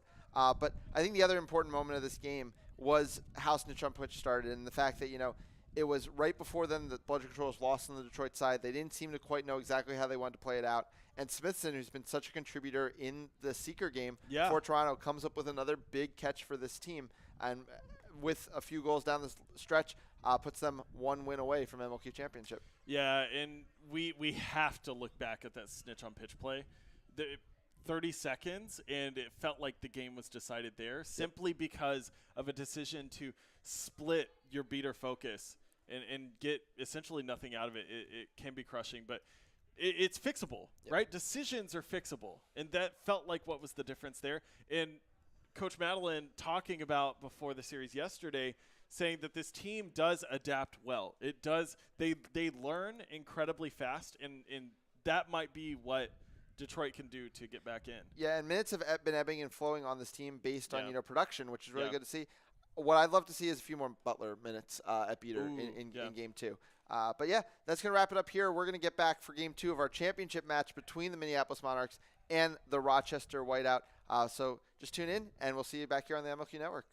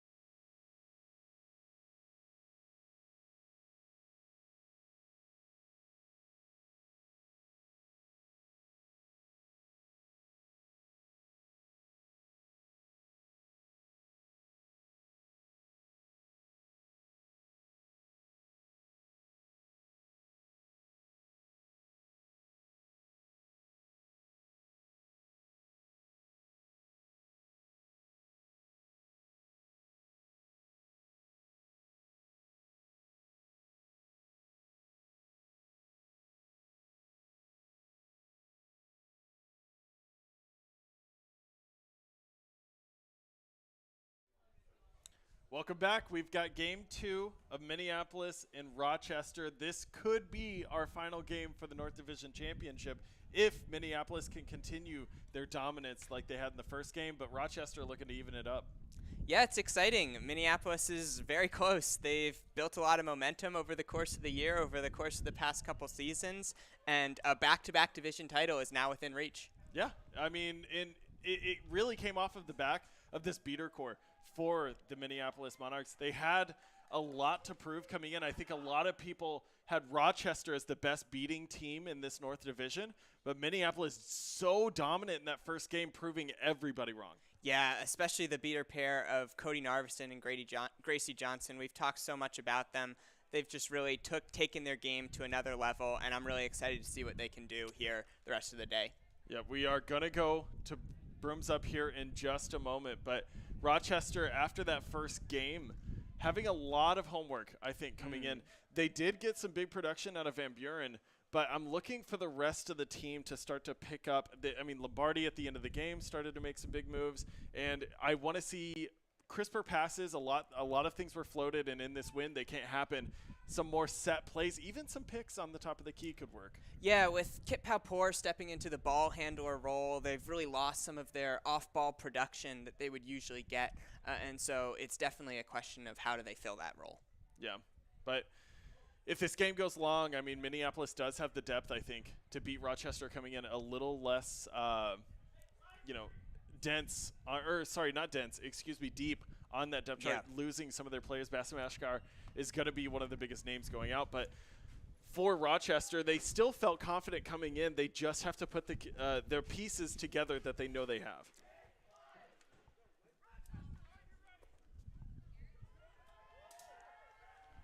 All right. Brooms Up last time, it was Rochester coming out on top with bludger control and Quaffle, and it gave them an early surge, but Minneapolis at the end of the game winning out. Meyer does get a hand on Quaffle first. Looks like it's Rochester with bludger control, Palpour and Brady Groh running. Carlson did not score at all last game, but facilitated extremely well, known to be a really great passer, and it's Preston on the close side. Meyer looks for the shot. No good. Off the T-bar. That great defender we talked about last game. Yeah, I like the idea of getting Max Meyer out into the wings a little bit more, using the passing vision of Terry Carlson to find him. But in the end, that wasn't necessarily the play that the Monarchs were looking for. Not super creative. Somebody else has to make a cut to score the goal. I think Preston was open on the backside, but Meyer, known for that quick shot. Ooh, hit the ground before Kiefer, still in play with the Quaffle over to Lombardi. Lombardi back to the top side. Mishandled, though. The Quaffle gets kicked.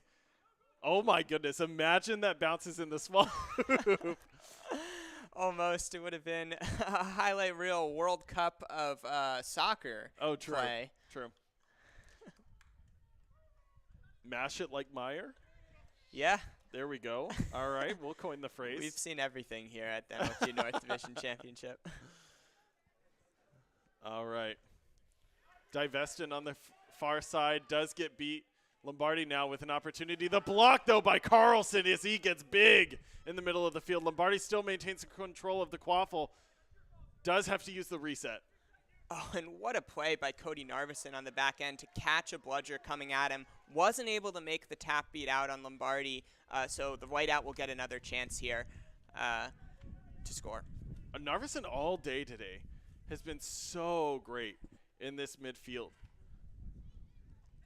Meyer buying time for the defense. Yeah, they have a press opportunity now. And they will use it now. Narveson looking forward. Now they recognize Lombardi. Now the focus, the kick. Back to the keeper's zone at the very minimum. Cassandra Evans recovering the Quaffle. Carlson now looking down the field. They only have one bludger to beat, and that resides in Hickmot's hands. Yeah, Hickmott made a nice little play to beat out Max Meyer to sort of stall the transition opportunity, and Minneapolis will have to attack them in the half court now.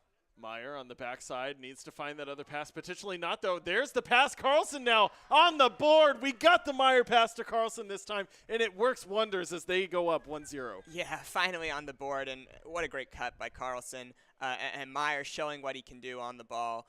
just so few players who can dodge bludgers like him. Really exciting to see. Offensively now, Rochester looking to even it up just like the series score. Preston on defense. Carlson now stepping out from the hoops. Another block for Carlson. Hands just finding every quaffle in the air. And now recovers the quaffle himself. Yes, it was a missed beat, but it disrupts just enough to get this possession. They're going to maintain bludger control as well as, yes, Patrick Callanan is not able to wrest control. Yeah, it's the patented Minneapolis hoop defense, just so active around the hoops. Everybody's swarming. Hands are up. They stopped Rochester there. Now the pass back to behind. We've seen this before. Meyer with the shot, but it's Carlson with the pass. Now Carlson gets blocked by Lombardi and even catches it. What a play.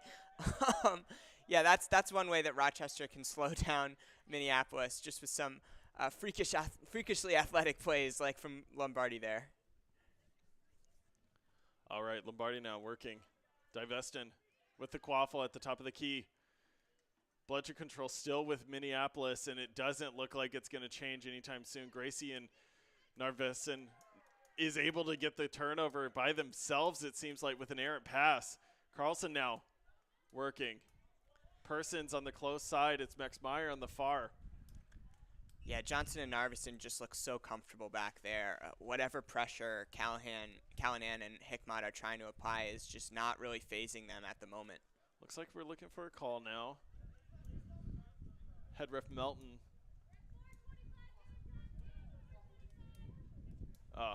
Looking for a new ball. Yep.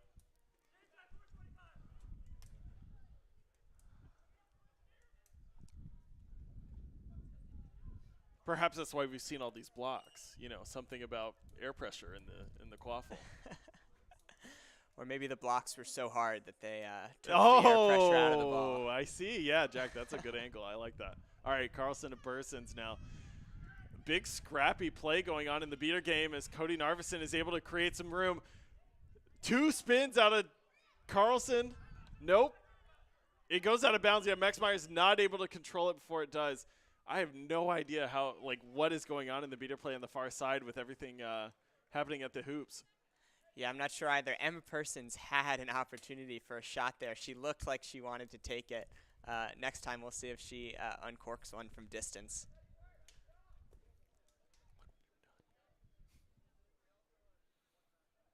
All right.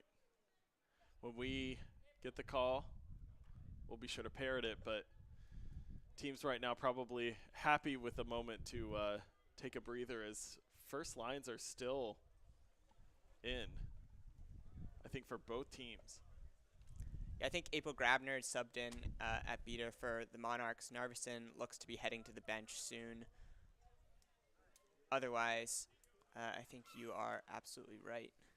Yeah, Podolski having a great game last game, coming in for Narveson. I mean, we talk about Cody Narveson a lot. He does have a big impact with Gracie Johnson, making all that possible. But, I mean, Podolski stepping in really big. Yeah, he's so quick, just tireless, and making really smart plays today. It's been really validating to see his development over the course of the year. And we can't speak enough about reigning North Division MVP April Grabner coming back from injury and getting back up to speed after going down in that first series of the season. But Meyer, more physicality on point defense. Now the quaffle going back to the ground. The bludgers are flying as well. Hickmott beats 2 but loses 1 herself. Narveson gets beat as well. The quaffle still in play on the backside. Here's Palpour getting their first action of the game. Has to get back to the top of the key, but bludger control for Minneapolis now on a defensive possession. Yeah, they're just getting everything that they want in the beater game right now, even with the switch in pairs. Giaroso on the side. Pass to the back. Narveson on defense, looking back to Giaroso as well. The pass is made, but Carlson, the 3rd block of the game. And he taps his chest. Don't know if he's signaling to go out or just kind of feeling himself right now as we have an injury.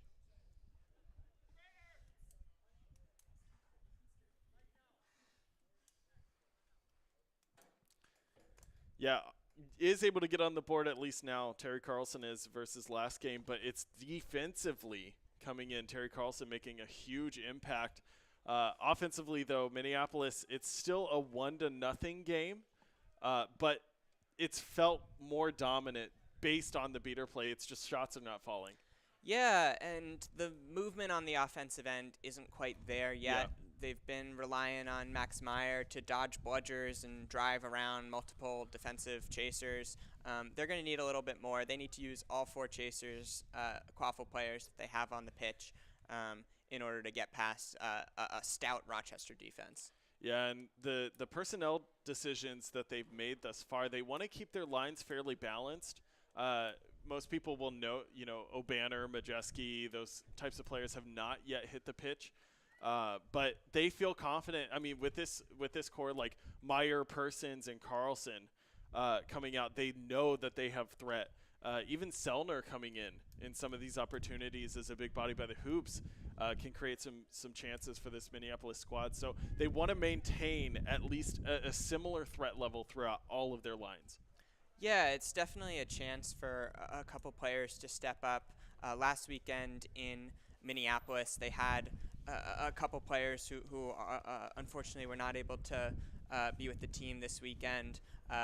Players like keeper Matt Bassard, chaser Cavante Johnson, they were doing a lot of the scoring last weekend. But today, some younger players are stepping into the roles, and it's really up to them to replace the production that they were getting last weekend at home. Yeah, and we can't speak more to that. I think home field advantage does exist, especially whenever you break a record like they did as far as their crowd going there in Minneapolis last week. But here in South Bend, I mean, it's neutral field, neutral game. Both teams coming in missing at least some pieces here and there, maybe Rochester more than Minneapolis, but the production will occur. I mean, we saw it last game. Minneapolis scores, I mean, with everybody, it seems like, on the field. It's just a matter of how much can Rochester thwart that on the defensive end. We haven't seen their characteristic high press that we're used to, and maybe that's something that they're going to fall back on now that we're in game 2. Yeah, it'll be interesting to see, and you're right.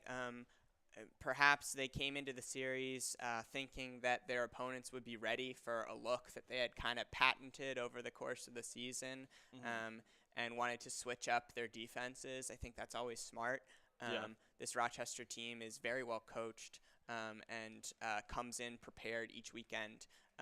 So I would imagine that they were thinking about the ways in which they could throw their opponent off a little bit. And perhaps part of that was sinking a little deeper and playing a more standard defense.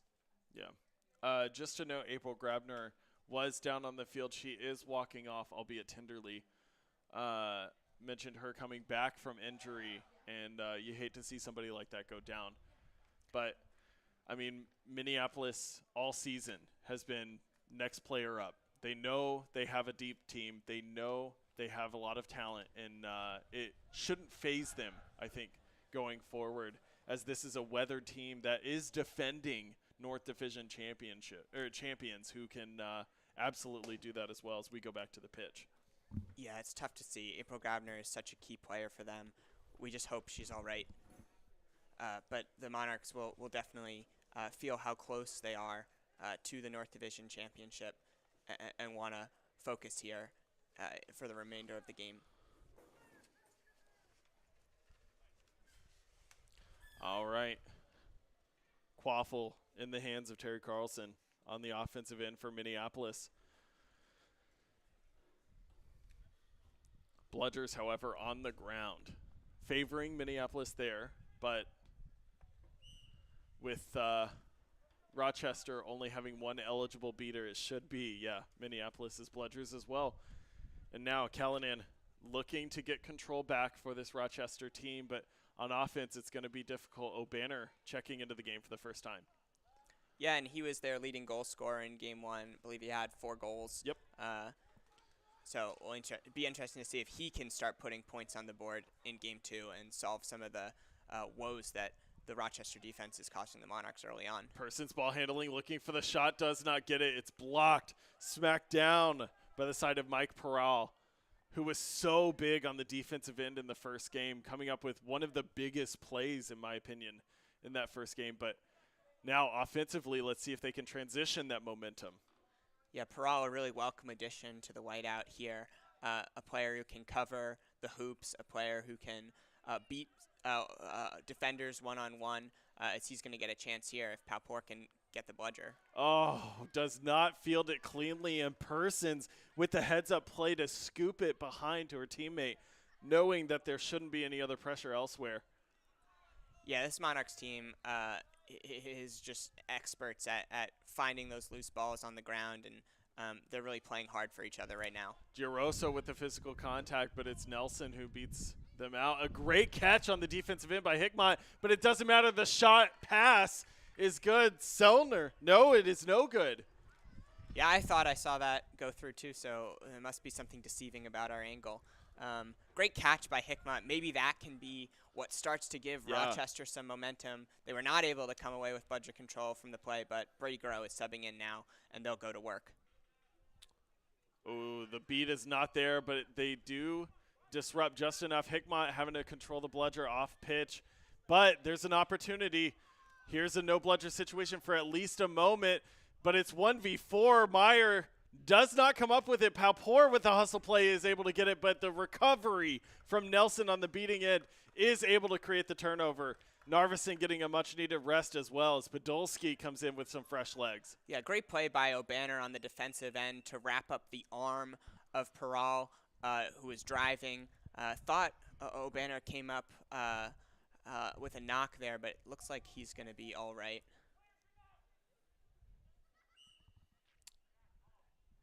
You feel a little better with the ball in your hands. You know, you can shake off a few, knocks here and there. The adrenaline's still going, so.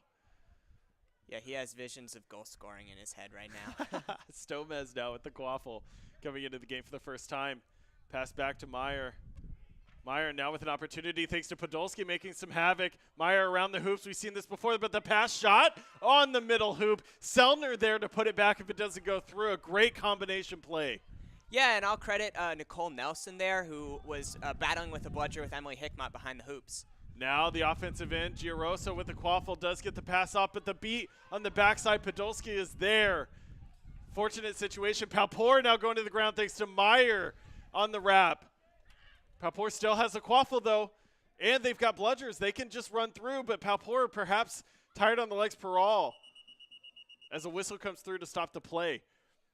Yeah, and Brady Grow did regain bludger control from Nicole Nelson. We'll see if there is going to be a ref discussion about the play. Nelson now receiving some help off the pitch. The Monarchs losing 2 recently. Hopefully can come back into the game. She waves off help. But reaching into this depth now, every player rising to the occasion to have the positive impact that is expected, that is trained for and worked at all season. Yeah, this Minneapolis team is deep. They've got practice squad members. They've got a full roster. They've been training them in practice. So the players, some of the younger players on the roster who maybe haven't gotten their chance to shine on the field yet will be looking to step up here.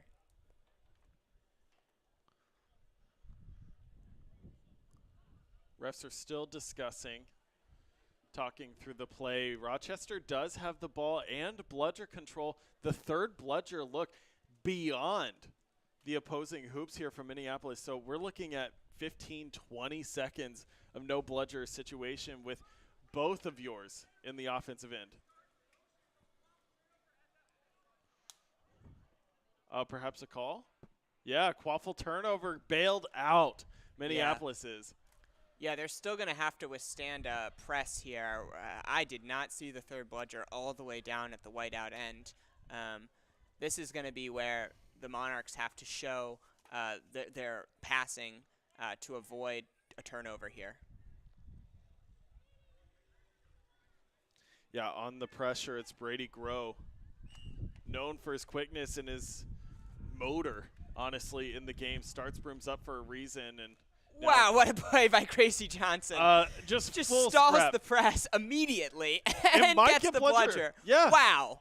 Now, she just has to hold on while the offense is going through. Podolski is going to be coming back on defense Whoa. shortly. He just needs to come down the field quickly. O'Banner does get the goal. That seems like a huge momentum play. Rochester with all 3 bludgers in their half, the Monarchs with none, and they somehow turn it into a goal on the other end from O'Banner in less than 10 seconds. Just amazing. I mean, it's hustle plays. It's heads up plays. I mean, Gracie Johnson has been heralded for being such an intelligent player. Last game during Snitch on pitch, the field awareness to play both ends. Looked like a penalty on Rochester that was negated by the goal. No time served. I didn't hear who it was on, though. But Gracie Johnson just proving time and time again that this experience that she's garnered through MLQ in this game has paid dividends for this Minneapolis squad. Pretty much getting that goal, in my opinion, by herself, stopping the press and then transitioning, allowing time on the offensive end. Podolski's got to help, though. Yeah, I would agree. I mean, her calling card is her physicality, and she's still wrestling. Podolski is going to arrive just in time. Just incredible from Gracie Johnson right there. You can't speak enough about it. She's been such a focal point for this team and is showing exactly why. And on the offensive end, Minneapolis able to get more goals here. It's a 3-0 start to this game. Bludgers miss. Now the press is going to happen. Podolski's looking to fire. Does that, and Myers able to pick it up against no Bludgers. Palpour the only defender, and he's got his back turned. But the help defense is not quick enough. Meyer gets another one as he screams back down the field, and the sideline erupts. Yeah, Meyer turning Palpour in circles, and it looks like the Rochester Whiteout are going to want to talk this one over. Yeah, he is hyped, and this whole team is. Preston the first to meet him as well. I mean, this team is fired up. It's a Monarch squad that loves these moments, these high intensity, these emotional plays, and they're going to feed off of that. Yeah, their mascot may be a butterfly, but they're certainly bringing the intensity here now. They sting like bees whenever they're right. in these moments. So, Muhammad Ali, aside, it's Rochester that's kind of being dealt the knockout blow. If Minneapolis can keep this kind of pressure up, it's going to be a tough Snitch on pitch play. Yeah, they have a mountain to climb right now. They're down 4 goals, and they're just looking for answers on the offensive end. I don't think they know where their goals are coming from right now without players like Bassam Ashkar and Sully Gaminiak. Their normal off-ball options, also Mitch Vargas, are just not available right now. And the team is really trying to figure out how they're going to score. Yeah, it shows the importance of having those comfortable ball carriers who can demand resources on the defensive end to create opportunities for the rest of the team. This Rochester team does score quite a bit. They've been pretty prolific in the season thus far. They come in as the 2nd seed for a reason, but, man, it is just not the same whenever you don't have that presence on offense. Yeah, don't get me wrong. This Rochester team is really good. They're going to be a problem at championships for whoever they face. But right now, just not quite at full strength and searching for how they're going to make a play in this game. Yeah, if you ask me, it's got to start with the beater play. We knew it was going to be a high ask for the Rochester team. They needed to win the bludger game, and they needed to transition that into a more equal quaffle game. But, I mean, it's been all Minneapolis. Yeah, the Monarchs beaters have really stepped up, and it has not been anywhere close to even so far. It seems like Minneapolis has held bludger control the entire game. I'm probably wrong about that, but they've had the lion's share of the 2 bludgers. Definitely a majority for sure, but substitutions coming in. Seth Swesson is going to make their first appearance into the game, and more action from this Podolski-Johnson line. Yeah, I like to see Minneapolis mixing up its beater pairs, obviously forced into the changes by injury, but they've in the past been somewhat fixed to their beater partners, and always good to have more experience playing with different partners. Giroso with the quaffle, taking it around to the backside of the hoops. I'm looking at the front side, Ben Stonish. as the option, but it's Swesson covering it up. On the close end, Justin Barnard, it's Stanish not able to handle the passes. Swesson looks further. O'Banner now breaking away, makes the cut and takes it in for the goal. Easy play for O'Banner. Yeah, the Monarchs were all over that turnover. Swesson was the one up top, but O'Banner, who was guarding the hoops, was right with him in a moment's notice, and Swesson was able to hand off the bludger for O'Banner to go all the way on the other end. Gonna need some help here. Probably a quick substitution as Podolski put in a great shift. Coming into the game here, Ben Schluter having a pretty big feast or famine game last game. Some really great moments, and then some ones that I know that they would want back otherwise. But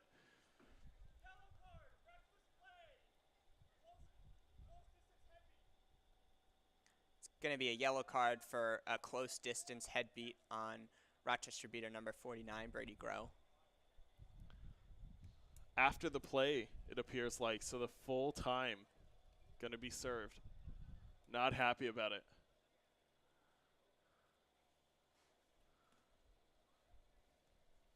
And Quaffle turnover as well. Demoralizing after just giving up a goal like that, a fast break goal. And you've got another one on the way. Where are these bludgers here for the Rochester side? Yeah, I think they had just wrestled a bludger away from Gracie Johnson, a hard feat. But right away, because of the penalty on Brady Grow, bludger control, along with control of the Quaffle, will be turned over to the Monarchs. Yeah, the lone bludger is behind the whiteout hoops. It looks like Majeski's going to reset the ball, but I don't know if you even have to. Perhaps just look for your team, but Swesson, I mean, the rest of the team is a bit far behind. I know that Majeski now playing intercept, looking to body block for this bludger, does take one beat. O'Banner looks for the shot and does it. Majeski with the heads-up play. Yeah, a really smart play from Zeke Majeski. I'd love to see more of that. Just got in the way of Ashley Dolan, who had recovered the bludger and used his size and his body to create the fast break opportunity. Love to see chasers distracting beaters in Quidditch. All right, offensively now, Rochester looking to just get on the board. You need some sort of momentum, some sort of success to get this ball rolling, but Minneapolis' defense has been so strong here. Schluter on the front side, Johnson on the back. Schluter able to maintain control, but the option for the Quaffle, it's a goaltend potentially. O'Banner sticking his hand through the hoop for the play, but we're going to get the call, a split call from the refs here. The angles are rough. Yeah, Schluter and Johnson just lost track of the Quaffle there, circulating behind the hoops. A couple beater exchanges were happening in front, and Rochester was able to streak in for the goal. Although we have calls on the play.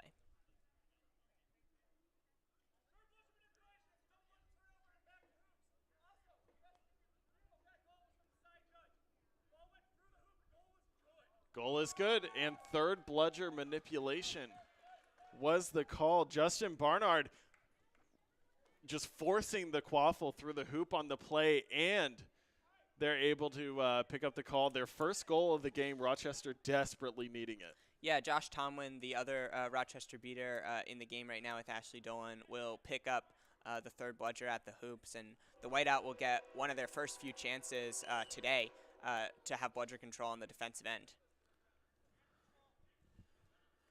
Ben Stanish tagging up on defense. O'Banner bringing up the Quaffle. Train's going to get a good look at this possession as Persons has the Quaffle back to O'Banner. Schluter doing crazy things at the hoops, and now Gracie Johnson throws one back. O'Banner against no bludgers just floats a pass, getting deflected by the Rochester team to create the turnover, and we've got Barnard looking for the fast break. Yes, he'll hold up, but Schluter and Johnson not able to get bludger control, but just created an enormous window. Monarchs not able to finish, but just another sign of how the Monarchs are bossing the bludger game right now. Barnard with a pass to the far side. Rochester moving the ball around, using their beaters to try to get an opportunity, and they do not. Gracie Johnson able to get to the bludger in time. The shot potentially a bit high. I have to assume that ball slipped. Yeah, she's got the butcher again. Johnson subbing out now, but just winning every single What a duel, shift. it seems like. So skilled at hand-to-hand combat that comes in the bludger game. Just a standout shift from Gracie Johnson. So dominant today, especially. Not to say that it was even a bad day yesterday. It's just elevated to the competition, and Yeah. in is Narveson. Yeah, as I'm well. really looking forward to seeing her play at MLQ Championships. Last year, the Monarchs had a tough time, of course, against the Boston Forge beaters, such an experienced core, but they clearly have progressed a lot in a year. Wow, what a beat there. Able to stop the play. It was Schluter and Narveson really running through the defense of Rochester, but the beat is made. It looks like it was Tomlin able to set up the stop, and now on the offensive end, turning it over. Meyer's going to have another chance. Yeah, nice little play from Tomlin. The Monarchs are now in a two-male beater set and two women chasers. Not a look that they usually go with, but forced into the decision with injury. Liz Hunter looking for the patented alley-oop play that she's known for. Does get a little shaken up.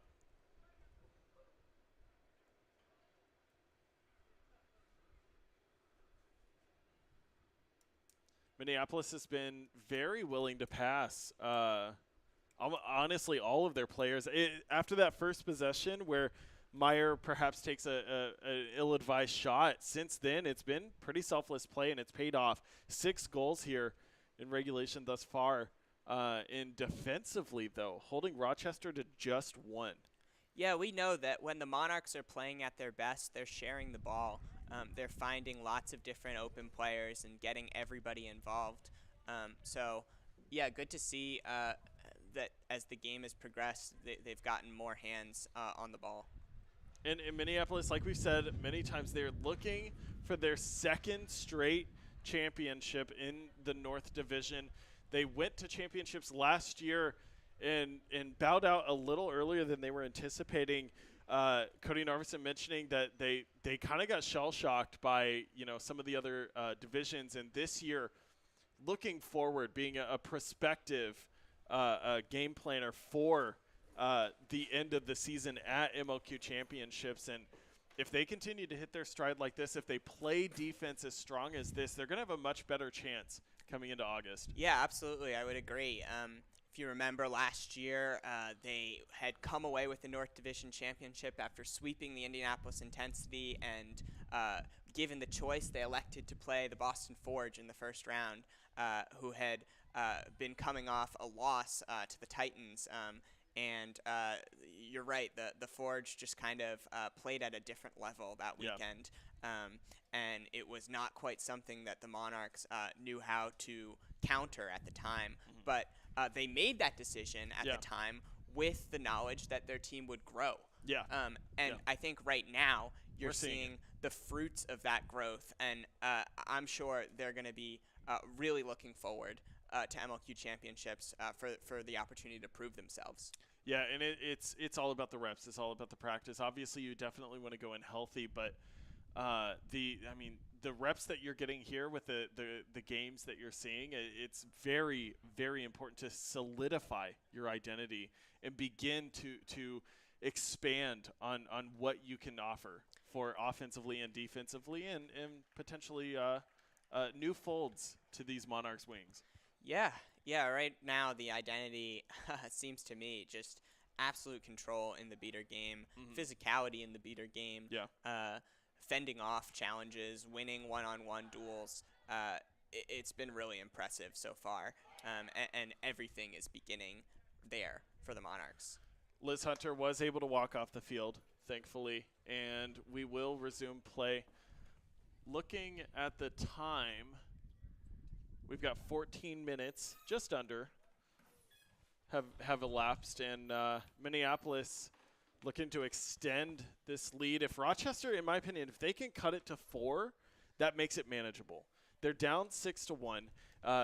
Potentially, if they can get another goal here in trade, that Snitch momentum that can happen with such a dominant seeker as they've had in Papour recently. I think that is enough to get them back into this game, but as we've seen this weekend, the Snitch play has been really impressive. Yeah, the Snitch Derek Parker is one of the best in the game right now, and I agree with you. Kip Papour gives them a chance, and that will be how the Whiteout are looking to get back into the game. But it's going to be a tall order. Yep, you can't win the game on Snitch Catch alone. You got to convert some quaffle points. No, and especially if the Monarchs pull their very talented beaters into the quaffle game and perhaps force the hand of the Whiteout to do the same if they start running up the score and inching closer to the set score. That's certainly something that the Monarchs can do in the endgame scenario. Yeah, the more the Monarchs score here, the higher that set score is going to be. You're putting a lot more pressure on Rochester to create more and more opportunities on the offensive end. So you got to keep your foot on the pedal here if you're Minneapolis. But Rochester, they've staunched the bleeding. They've gotten on the board. They need more. They absolutely do. And they're going to look to, Caleb Van Buren.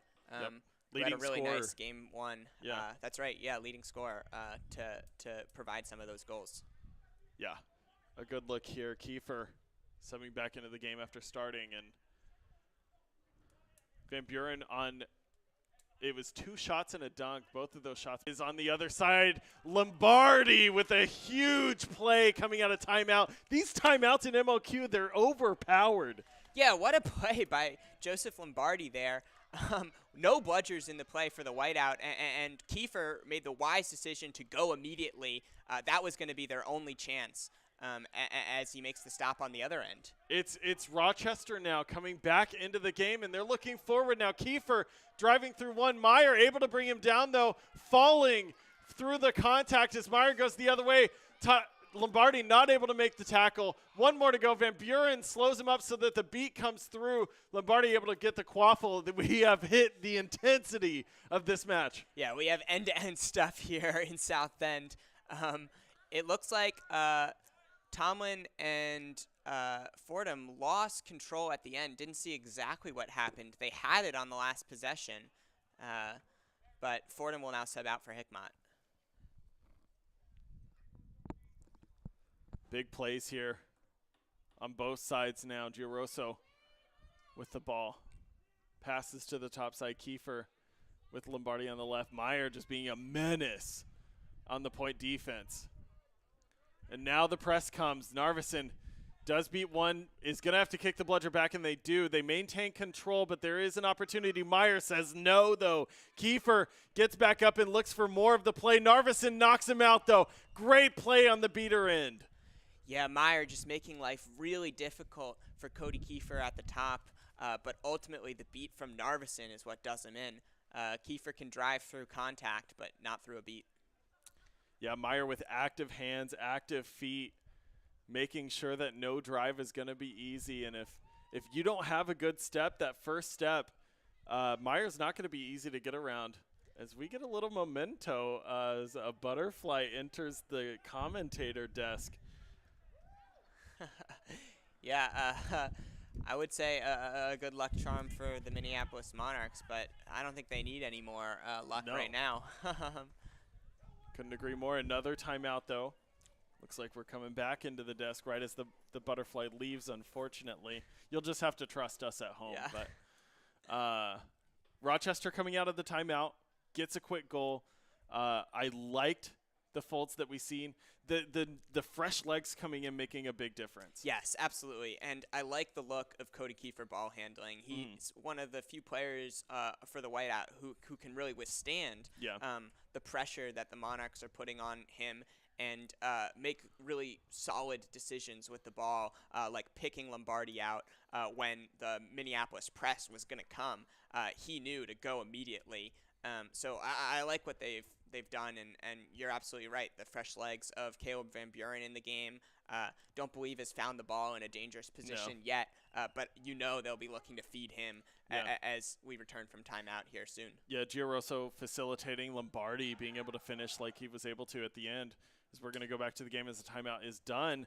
It's a team effort offensively now. Rochester getting back into that groove, but for Minneapolis, I mean, they still have bludger control. They refuse to give that up, and it's still a long road for Rochester. They are within 4. If they can hold it steady here and get a snitch catch, the game is still up in the air. Yeah, they've been unyielding, and Rochester is going to some of their veterans right now. You mentioned Alyssa Giaroso in the game, another player who makes really strong decisions with the ball in the beater game. They've gone back to Callanan and Hickmott. Let's see if they can find some answers here against Narveson and Schluter. Both of these teams with one division championship under their belt, looking for the second. Minneapolis trying to go back-to-back, and Rochester with a depleted squad trying to prove that they've got the depth to hang with the teams at champs. Yeah, it's exciting for them to return to championships, of course. Last year, missing out, coming in 5th place in the East Division. So even if they cannot come back from this deficit, I'm sure they're going to be focused on the reps and getting every single player on their roster prepared for champs. Schluter misses, but Narveson does not. They create a no-bludger situation, at least for a moment, but the recovery is quick. Narveson finds another, though, and now another opportunity as well. Not able to scoop it up. Cassandra Evans chases down the quaffle and does not get to it. Beat out by Cody Kiefer on the play.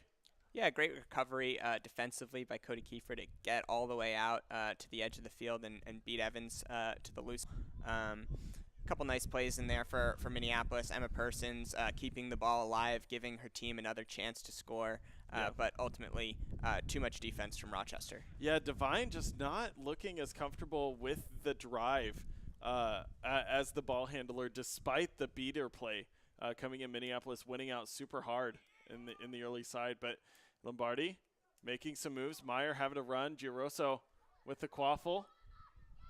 Holding off Persons. Persons with the tackle, though. Head referee Matt Melton is going to make a call on the contact there. Contact from behind is the call. She doesn't seem too fazed by it, though. Persons particularly not no problems with the play, it seems like, for her. Yeah, definitely a willing and eager tackler on the defensive end for Minneapolis. Might not agree, but he's getting some clarification right now. Yeah. Girosa now with the quaffle. The power play favoring Rochester, but the bludger control favoring Minneapolis. Schluter makes another good beat in. Oh, my goodness. Cassandra Evans with the wait.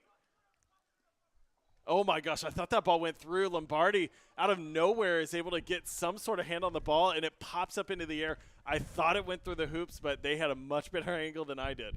Yeah, and it's actually a very timely play because Cody Narveson had beat out every single other member of the Rochester Whiteout Chaser Corps. So if the Monarchs had gotten the chance to go the other way, they probably would have added to their lead. Nelson with the beat, but loses control. No, able to pick up one. Narveson looking for the other. Persons still in the box, so they're down a player. Rochester with the stop and now going back the other way. Persons still not in. 5 seconds. Lombardi looking for an opportunity. The pump the fake. back beat. There it is. No, the spin does not get them out of the hands of this defense. It's Terry Carlson actually checking back into the game. I didn't notice. Yeah, what a play by Terry Carlson defensively. Just stands tall and makes the wrap and the tackle on the ground. Also, I exclaimed, what a behind-the-back beat from Cody Narveson on Pat Callanan around midfield. They're feeling themselves right now, the Minneapolis Monarchs beating Corps. Van Buren, though, on the defense is going to be able to create the turnover by themselves. Now going the other way. Rochester looking to get a sub in the beater game with bludger control. Offensively, this could be one of their best looks. Yeah, it's the return of Mike Piral in the game. Quaffle's going to go to Giaroso. She's going to look to distribute here. Piral's going to shade behind the hoops, it looks like. We'll see if Cody Narveson kind of leans back into the territory like he's been doing on the past couple possessions. Divesting in. This is going to be the last possession of the first half. Another call. Callanan is pretty animated. Maybe hyping up the team. Yeah, just recovered bludger control. I'm sure does not want to give it away. Oh. Detrimental. Nelson picks up the yellow card right before Snitch on pitch, and that's going to allow Rochester to, no matter what, have bludger control heading into this. And if they can over-aggress on the offensive end to get this goal, it will bring them within 3 goals of Minneapolis after starting out so poorly. Yeah, they need to make the most of their opportunity right here. Narveson could, in theory, retain both bludgers if things go sideways for the whiteout, but they're going to be looking to put the quaffle through the hoops right now. Peral with the quaffle back to Giroso. They're taking their time, and they don't seem too active. Not sure what they're waiting on. Peral now getting into the side of the hoops. No shot opportunity now as they go forward. They're not throwing bludgers despite it being impossible to lose them technically. Narveson imposing that much of a threat. Yeah, I mean, and Minneapolis isn't even using their keeper at the keeper zone line. It's both chasers at the front of the 2-2 zone, so why not make those tap-out beats? Giroso with the quaffle. Carlson on defense. And the Monarchs have killed the penalty. Come up with the penalty kill. No bludger use out of the Rochester squad. They just seem petrified. Yeah. Yeah, I don't know why they didn't make a more assertive play in the beater game there to take out a couple of the point defending chasers at least. Yeah. But yeah, it just didn't seem like they knew what they wanted to do on the offensive end. Uncharacteristic for the whiteout. I think even technically you could go 1.5, throw one of your free bludgers back Absolutely. and wrap up Narveson. That at least gives you an opportunity, right? And then you can beat out with the other one. Absolutely. I don't know. It's Rochester perhaps just resting on their laurels. They're like, we're happy with bludger control going into Snitch on pitch. We know we've got a pretty competent seeker. Perhaps they're going to use that as an opportunity to get in, but I mean, it's a missed opportunity that might end up coming back to hurt them. Yeah, maybe a little cautious too with some of the penalties that are being called in the beater game, which they've expressed some disagreement with.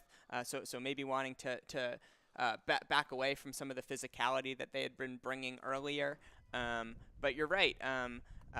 Maybe just looking to preserve control for a couple possessions to get their legs under them heading into Snitch on pitch, especially hoping to get an opportunity for Kit Palpour at seeker. Yeah, and very rarely do we talk about being able to burn a penalty without the quaffle on the defensive end, but Minneapolis does that, gets the turnover.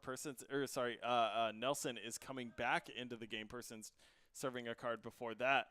And with Snitch on pitch, based on how dominant Minneapolis has been in the quaffle game thus far and the activity that we've seen from them in the bludger game, if they can get back control and run through Rochester, the set score is 120, I believe, and that's 6 goals for Minneapolis, which they've already done. Yeah, it's a long way to go for the whiteout because of the lead that the Monarchs have opened. Yeah. And maybe with bludger control, with the snitch catch, they could start to find their way back into the game. Rochester is a team that feeds off momentum, especially defensively. So if they can get things going in the quaffle game with a couple tackles in the open field, that's the kind of thing that I feel like could really energize them and help them go on a run. And man, do they need it. The Seekers here, starting out Cody Kiefer. For the side of Rochester, it's going to be Mike Devine for Minneapolis. Both ball carriers for the offenses of these teams. And without them, you're looking down into the depth chart. I mean, looking at Rochester at the very least, I saw some flashes, at least in the first game from Caleb Van Buren. Didn't get as many looks here in the second game with a pretty short shift. But instead, it's been Lombardi picking up the slack. With both goals, I believe. Yeah, interesting choice by Rochester, especially to start Cody Kiefer. I see Kit Palpour with a yellow headband, so he's not in the quaffle game. He just seems like one of their most important players right now, and I wonder why he isn't in the game. Perhaps I think using this opportunity to get bludger control back, but O'Banner able to get the goal. Minneapolis up 70-20 here. I think, yes, Kiefer is going to have a couple looks. Maybe it is a Snitch matchup as well. Yeah, now I see.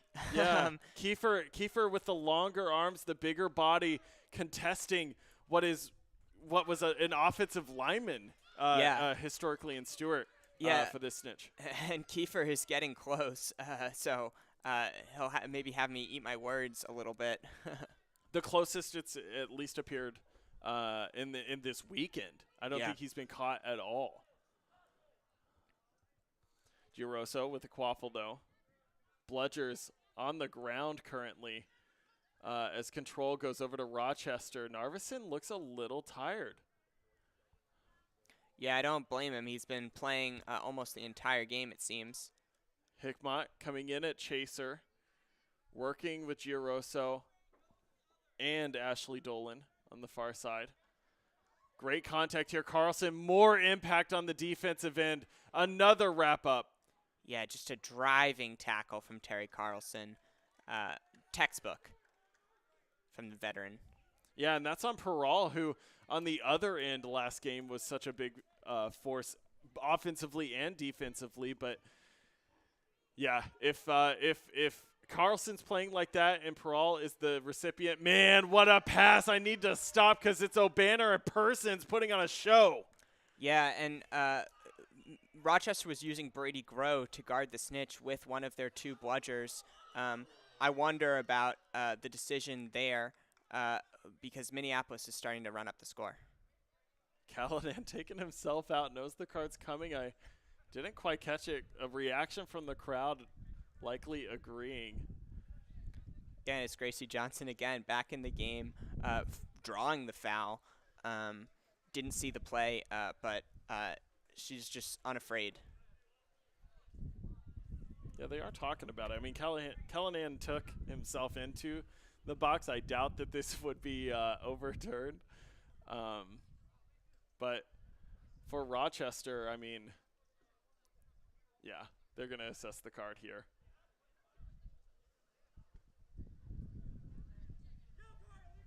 Oh, okay, it is a yellow. Yeah, an illegal kick is the card from head referee Matt Melton. Yeah. And what an effort from the Minneapolis Monarchs beater core. They're drifting in and out of the beater game. They're making long pass distance for Persons beats. and the shot. Sorry, Jack. We got a play to make. Stomez gets on the board. A great catch and shoot. Yeah, they wanted it on the fast break possession previously. They got it in the half court a couple moments later. Such a pretty play. I mean, Minneapolis has looked so good in the passing game here in the final minutes of this one. They have 3 goals to go. Hickmott, though, looking for the drive, does have an opportunity. The wrap-up from Persons, the pass and or shot does get deflected on the other end. Now going back the other way, Carlson with a beautiful pass. Persons comes back up with it. The contact, though, is there. A quick defensive effort coming in. Jack Mosley. Yeah, and Persons slaps the ground. She wanted that play. Feels like she could have done better. Great defensive recovery from Jack Mosley to get back into the play. We're seeing teams leave it all out on the pitch here right now in Game 2. And you have to. We're coming down into crunch time. Minneapolis with a 1-game lead. If they win this, they're North Division champions. But it's Rochester with an opportunity. Peral makes his name known and says, no, you do not get your name on that trophy yet. Yeah, and the Minneapolis 2-2 zone just lost track of Peral in the back there. Too easy for the whiteout, but nice to see them connect on the offensive end. Fordham on the beating end, looking to get bludger control back, does not do so. It's Minneapolis with an opportunity. Carlson driving, spins through one, does get the score. Rochester looking slow out on the pitch now as Minneapolis is now surging. Yeah, they can feel it. They're really close now. 2 goals away. Yeah, Zeke Majeski in at seeker, using his long arms to put some pressure on the Snitch, Derek Parkner. Also defending, but Kip Papour, he's got the grab. He does. That was the opportunity. And it looked like, I mean, the other hit was on the broom. It can't be two-handed. It feels like it's going to be a good catch. Rochester going from 3 goals now at 65 points. You're down by 4 still, but it's something, Jack. Yeah, it is. And Palpour, just such an excellent play. Made his way around Majeski, used his arms to reach around Parker, the snitch. That's a moment of magic from Kit Palpour. Awaiting the call here. Palpour scoreless on the offensive end, but with this snitch catch, perhaps the biggest impact of the game thus far. That would be absolutely right.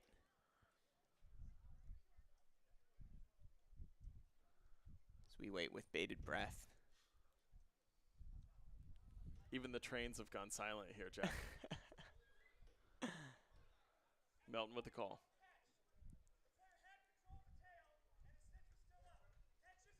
Catch is good. Rochester doubling their points here. And just such an impressive display from Kit Palpour, catching one of the toughest snitches in the sport in Derek Parker, working his way around Zeke Majeski. That's why the BU product is such a difference maker for the whiteout. Coming out, high-fiving the teammates. Even Parker gets a fist bump from our ARs here on the sideline, knowing he had a great weekend. A snitch day to be proud of. But now, offensively, Rochester does nothing. Carlson comes up. They only need 2 goals here. Minneapolis does. O'Banner says, slow it down. We've got time. Yeah, OB is just telling his team not to panic. They've got things under control. They know how to score as Nathan Podolsky subs into the game for Cody Narveson. They've got bludger control. Gracie Johnson going to work right now, beating out some point defenders. Carlson looking for the shot. It is no good. Question mark. They're going to confer, but yeah, this beater duo, while we wait for the call, has been extremely potent thus far in this game at the very least. Podolsky and Gracie Johnson, something we haven't seen very often. Usually it's Gracie Johnson and Narveson. But Narveson, the coach, ever ready to make any adjustments that he feels is best for the moment. Yeah, no good on the call, and selflessly, saying, "Hey, Gracie Johnson, you're working really well with Podolsky. Let's keep you two running. This is a good time." Yeah, absolutely. And Narveson also just maybe catching a breather for himself after putting in long minutes early in the game. Nah, no way.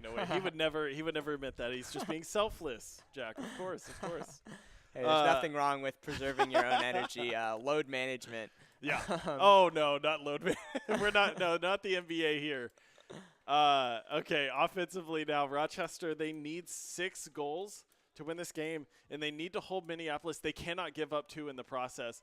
The pass behind, it's a floater. The wind is gone, so they work a little bit better, but Podolsky has so much time to chase down that recipient as he misses another beat. Rochester's going to have bludger control. Yeah, nice play by Pat Callahan to recover the quaffle. Callahan, no. Okay, so here's what happened. Hickmott had bludger control. Callahan pats one of the bludgers back and then kicks the second one back to his hoops. Oh, I missed it. Yeah. Not thinking that maybe Hickmott had the other bludger, but that's going to give Minneapolis control back, and Hickmott the only bludger defensively for Rochester, as Minneapolis just needs 2 goals. Yeah, one too many errors in the beater game for the whiteout. Just a couple times where they've had control or been inching towards control and been assessed a penalty and had to send a player to the box. This one will just be a bludger turnover, I believe. But certainly puts Podolsky and Johnson in the position to put their chasers in the opportunity to score. Yeah, we've got Meyer on the field right now with the quaffle. O'Banner flanking from the their side of the pitch at least. We're going to get a call. I believe it's already been doled out, though.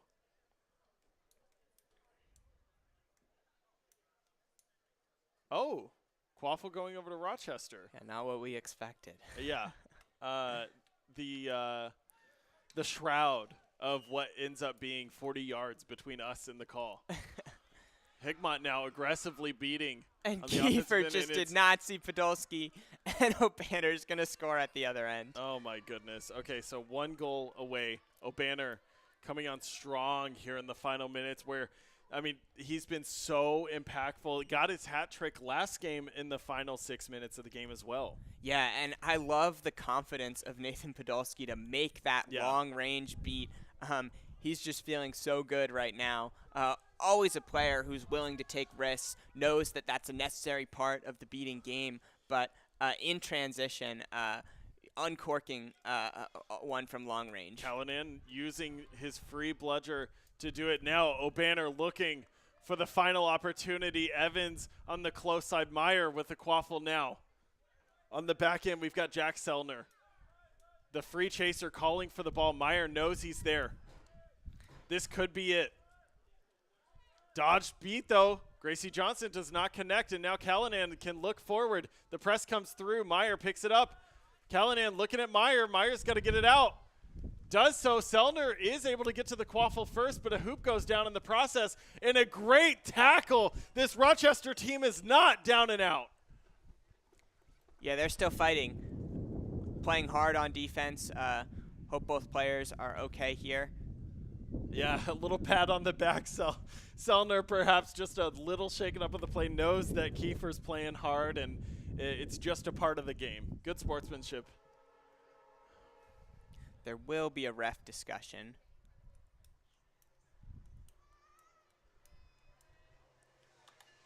And we get what might be the final train here of this game. Loving the action. Yeah. Perhaps a Minneapolis fan.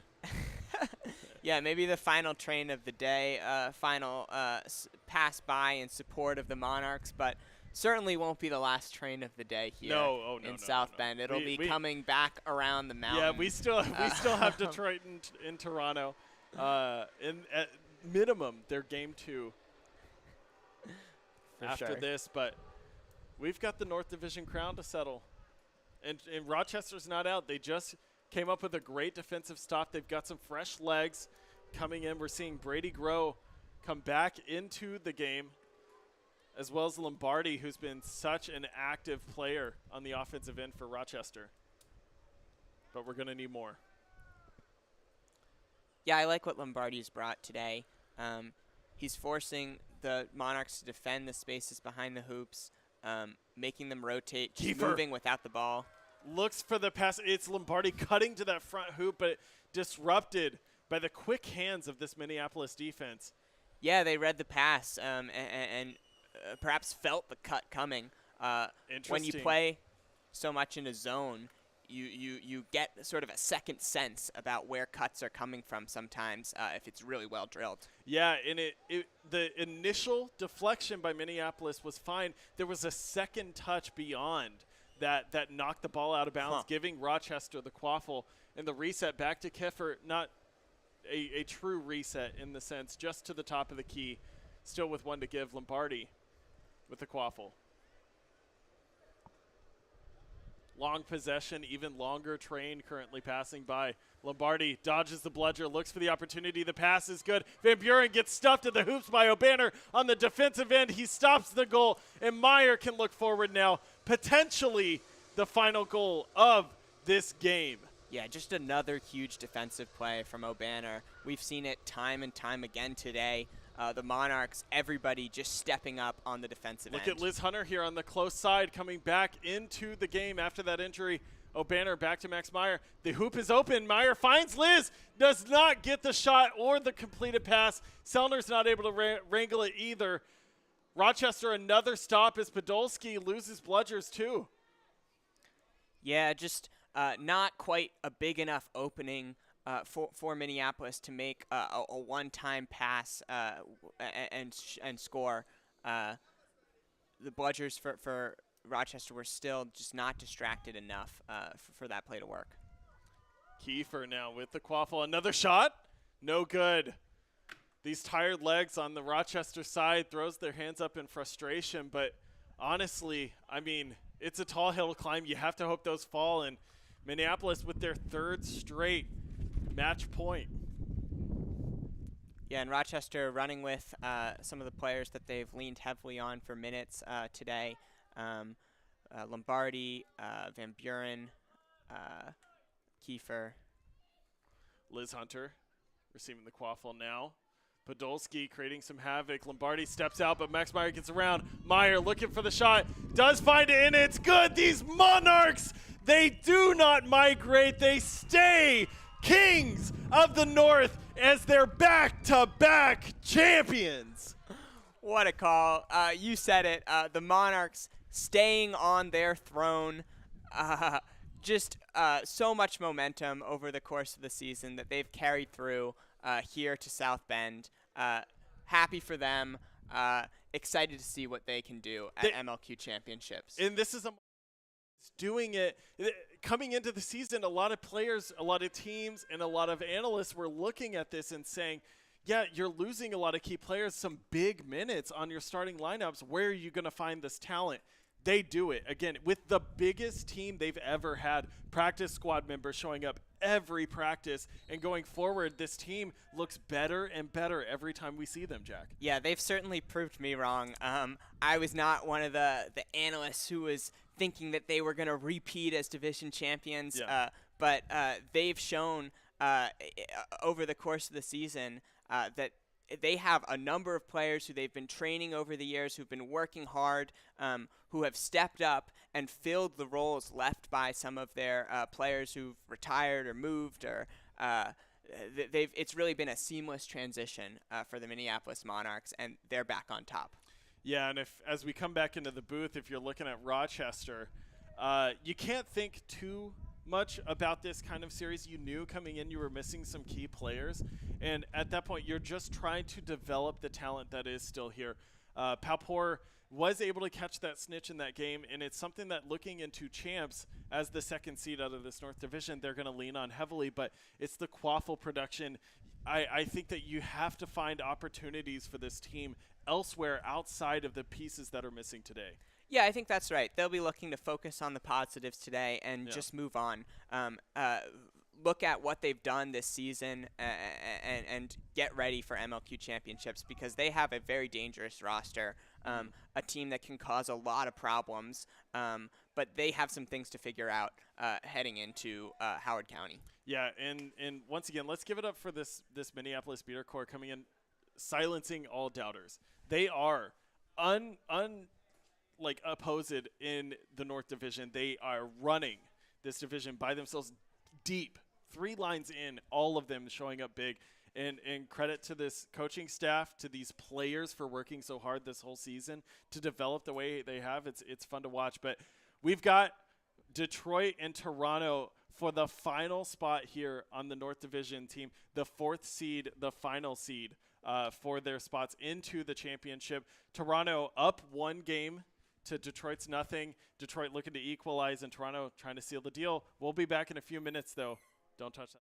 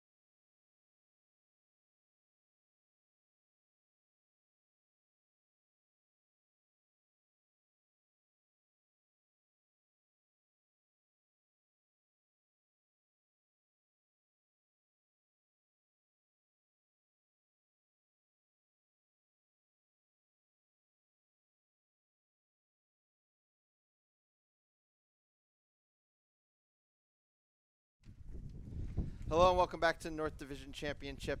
Right now we are contesting Game 2 of a series to decide the 4th seed in the North Division and the last team from the North Division punching a ticket to the MLQ Championship next month. This one's between the Detroit Innovators, who yesterday got a 2-0 win over Cleveland, and the Toronto Raiders, who yesterday fell to Indianapolis. But Toronto getting the better of Detroit in Game 1. A tight game throughout that really hinged on a couple minutes around 20 minutes around that snitch grab. Smithson, the very quick catch in the game, really kind of felt over from there. But it's been a story of the beater game, and it's been a story of who can keep control, who can make the most of that control, because Toronto is getting a lot of their goals in transition throughout. Jack, what do you think, adjustments that can be made by these teams coming into Game 2? Yeah, I think Detroit brought a very aggressive look in the beater game in the first game, and what they have to do in Game 2 is just dial it back a little bit. They were just too overextended at times, making decisions that were too risky and ultimately cost them. So if they can scale that back, I think they'll have a chance to even up the score with the Raiders. Yep. Starting lines are on the field as Crystal Compton, our head ref, walks out to get us started. Once again, Brodeur and Sue starting at beater for Detroit. They've been so good all weekend for this team. Head coach Keegan Madeline will be wearing the green and running brooms up. On the other side of the field, looks like Sherwood and Scherger are going to be getting the start for Toronto in the beater game. And I believe it's either Custers or head coach Michael Howard about to run brooms up. Crystal Comp checking with his rest. We are about to get started here in Game 2. Toronto 1 win away from returning to MLQ Championship. For the first time since 2019, not playing last year. We are live, loose ball on the ground, a real pile-up. Keegan Madeline comes out with it, flips it all the way forward. It's a jump ball. Srinivasan tried to get it, but it's Custers who has a few inches on him, is able to knock it down to the ground, and he's got beater help to help clean it up as well. Yeah, we saw a similar play yesterday that almost worked for the Innovators. Srinivasan going deep on the brooms up, but that one, the Raiders had a couple of chasers back, just a little too ambitious from the Innovators. Sue picking up where he left off in Game 1, wins an exchange with Sherwood, which allows Brodeur to press through the depth of the offense, forces the easy turnover. Just not good enough from Toronto there, though. In the back end of the exchange, it is going to be bludger control going to Scherger and Sherwood. Sherwood's going to throw back there to protect bludger control. Brodeur misses her beat on her as slowly Jack Levi walks the ball up. Levi was a shooter for this team in Game 3 of their Cleveland series, but was a real distributor for them in Game 1 of this series, specifically picking out Srinivasan a number of times. Vasquez now has the ball, goes across to Madeline and back up to Vasquez. Devin Dutt presses hard, forces the pass to Levi. Levi, once again, to Srinivasan. Srinivasan composes himself, goes over Custers, and puts it through. Detroit's on the board 1-0. So beautiful from Detroit. They used every single player in the chaser game. Vasquez got the quaffle over to Levi with heavy pressure coming from the Raiders defense, and Levi, like you said, able to just loft a perfectly weighted pass to Srinivasan behind the hoops. Sue and Brodeur once again got bludger control there, and again Sue is just dominating play in the beater game, wins an exchange, beats out Custers, gonna do it, finish things off himself as well. I believe that is 4 Toronto players Sue single-handedly sent back to hoops on that possession. Ryan Sue doing it all by himself right now, just making huge strides at the MLQ North Division Championship. It's been so exciting to watch him develop. The 20-year-old beater from Michigan. Yeah, so exciting. Levi coming in behind him, looking for Vasquez. It was a pass or a shot, either one. Unfortunately, the hoop says no to both, and it's going to be a turnover. Custers eventually taking control of the quaffle. Yeah, can't quite connect. And a running theme has been Emma Vasquez just not quite in the positions around the hoops that she was scoring in so frequently last year. And once again, Scherger out of position. Brodeur, it presses high, forces another turnover. It is going to come at the expense, I think, of bludger control, though. Brodeur's winning the race with Scherger and gets the kickback. Can Sue protect this bludger control? He's got it, I think. And he does. Does he recognize the other bludger? Well, he's not going to be the one who picks it up, but I think Brodeur is on her way. It was assigned by A.R. Amanda Dallas. So just more dominance. This Toronto offense can't even play right now. Rick Wasser coming down behind Sue, gets rid of Scherger again. Srinivasan, that's the connection we've been looking for, dodges the beat, flips it over. Rick Wasser gets the ball, but comes off broom, but the ball does go to Levi. Custers collapses quickly. It's a loose ball, a pile up, and I think it's might end up in a turnover. And Sue is going to throw away bludger control, attempting to clean up the scrap to no avail. Yeah, the refs are going to talk about exactly what happened at the bottom of the pile there. But like you said, Ryan Sue started the season not beating with Ray Brodeur, one of his partners from the Michigan program.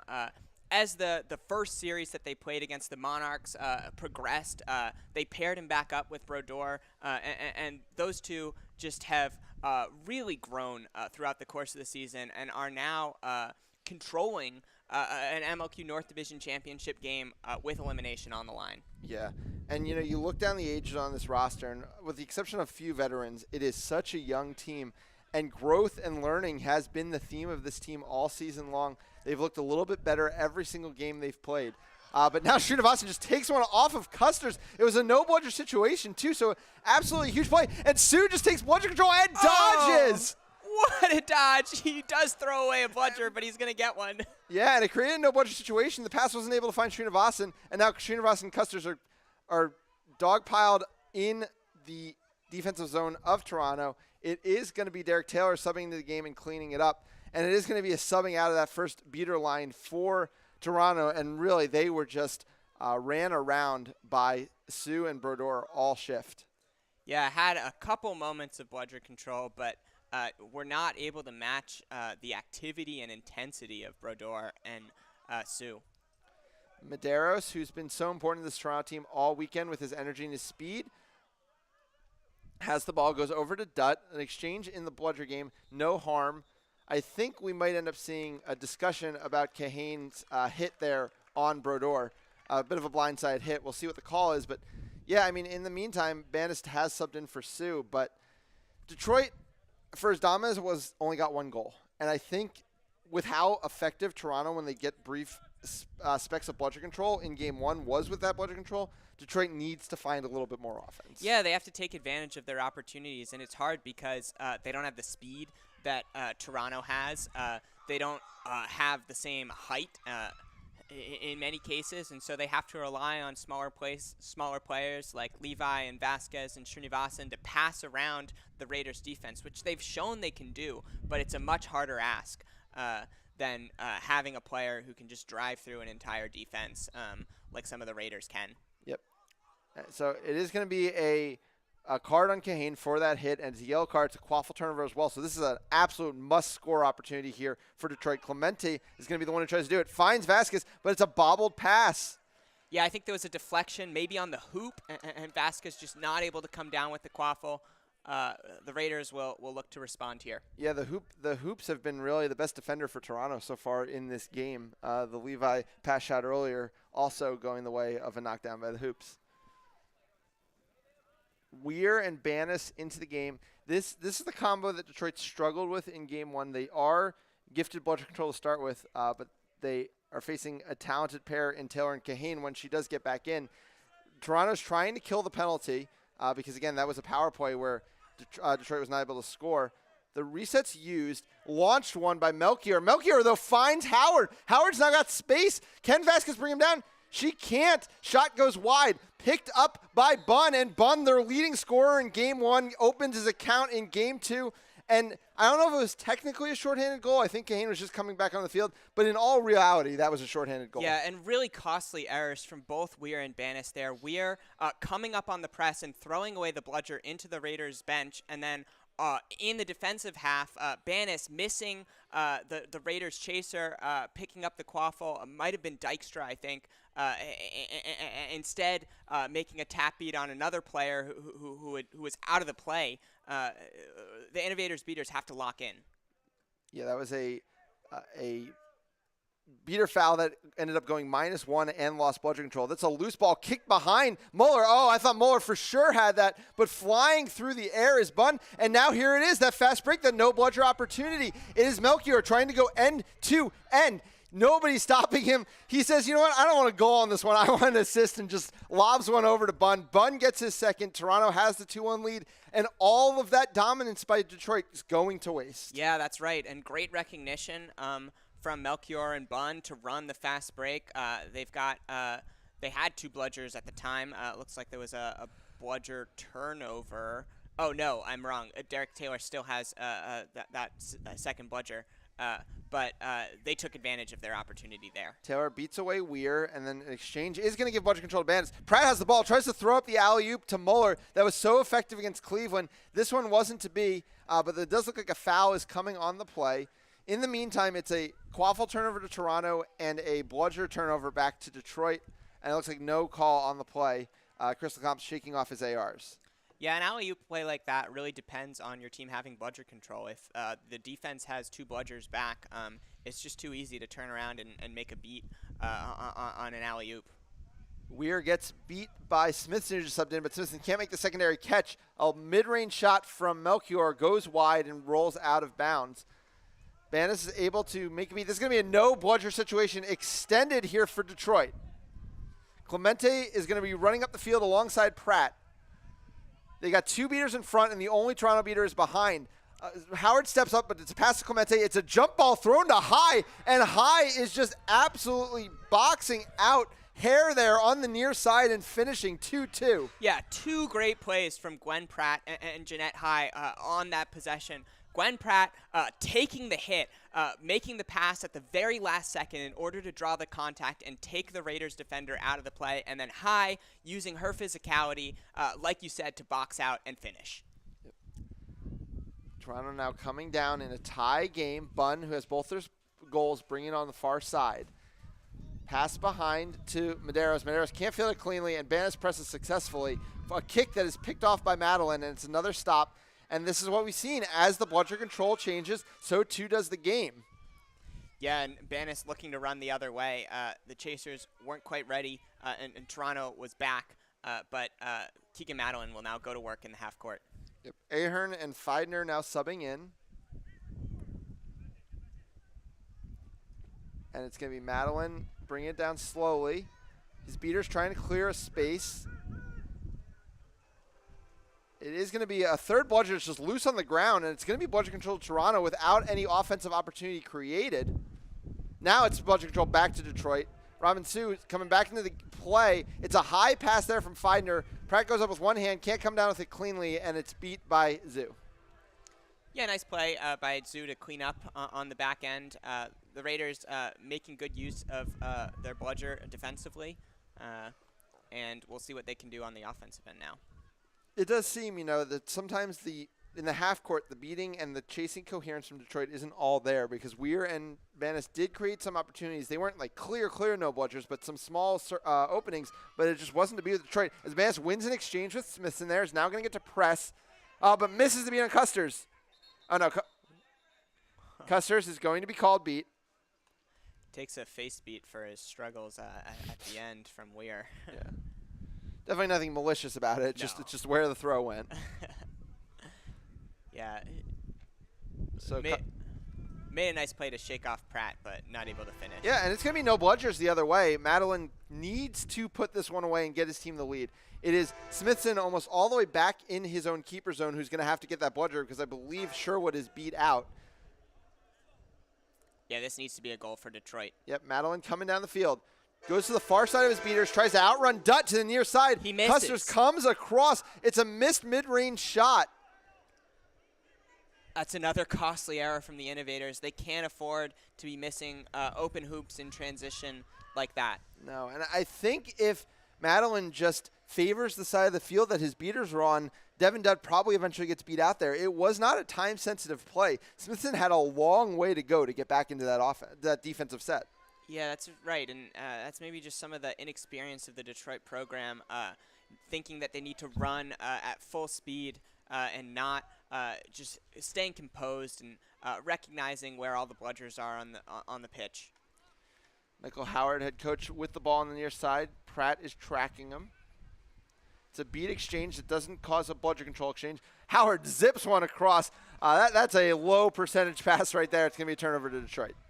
Yeah, those passes not often connected, but look cool when they are. Smithson able to get bludger control back, but now it's a scrap and there's no bludgers on the ground. Madeline again has no bludgers, but it is slowing it down. There are no Toronto beaters in the play. Smithson takes a beat. It's still no bludgers. Yeah, maybe too composed now from the Innovators. And finally, it's going to be Sherwood who gets a bludger back. It is still bludger control to Detroit, no harm, no foul, but they're not taking advantage of these opportunities. It's a no bludger situation briefly again, and now that's probably going to cost them bludger control. Yeah, that's just one long-range beat too many. Weir is going to throw again as Banis tracks down the third bludger behind the hoops and gives the Raiders an opportunity to press. And now Madeline is beat. Nothing to show for that possession and a loss of bludger control. Yeah, and that's what I was talking about before the game. The aggressive nature of the Weir and Banis partnership can create a lot of opportunities for the Innovators, but they just have to work not to get overextended. Yep. So now facing with a bludger control advantage, Michael Howard has the ball behind, uncorks one high. It's going to be Devin Dutt who just barely keeps it in the offensive half, so no reset used. Banis presses high, makes a beat, but he has no bludger support behind, which means when the pass goes across to Custer, no bludger opportunity. Custer doesn't miss those. Yeah, and Custer's fought through the tackle from Kagan Madeline too easily there. Madeline went with only one arm, and Custer's is a player who's always going to break a one-arm tackle. Butler and Sue subbing into the game now for Detroit. Had some really nice minutes together last game. I mean, I feel like anybody who's on the field with Sue right now is having some nice minutes. But Butler, to his credit as well, had some alone minutes with Brodora where they were very effective as well.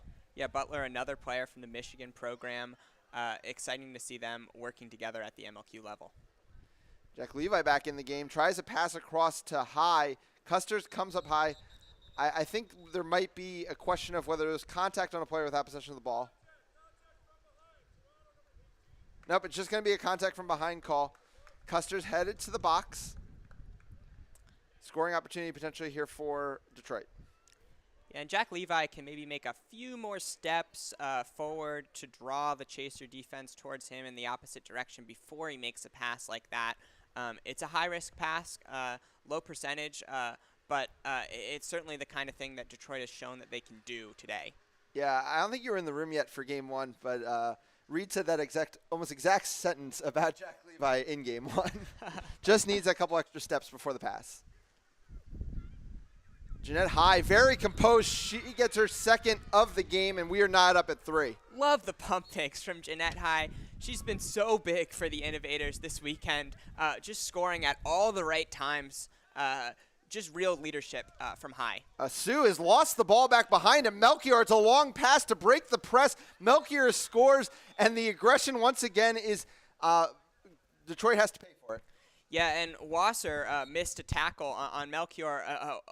Again, went with only one arm. He's got to recognize that he's the only player on the pitch that's as big as somebody like Melchior, and he's got to go in with both hands, make a wrap, and at least slow the Raiders' keeper. Yeah, that press also costs bludger control. And it's a Detroit goal. Didn't see the play. We're having some wire difficulties up here in the booth. Hopefully you'll be able to hear Ethan again soon. I'll take the play-by-play for now. It is that's Matthew Bunn running in transition, driving on Jack Levi. He's going to have an opportunity to score, and Levi blocks the shot. Wow. Matt Bunn had the opportunity to drive. He's going to get the quaffle again. But Levi able to recover and make the block. Bunn looking for Levi Medeiros now. Medeiros throwing it back to the top to Dykstra. Dykstra looking for her options. Tosses over to Melchior.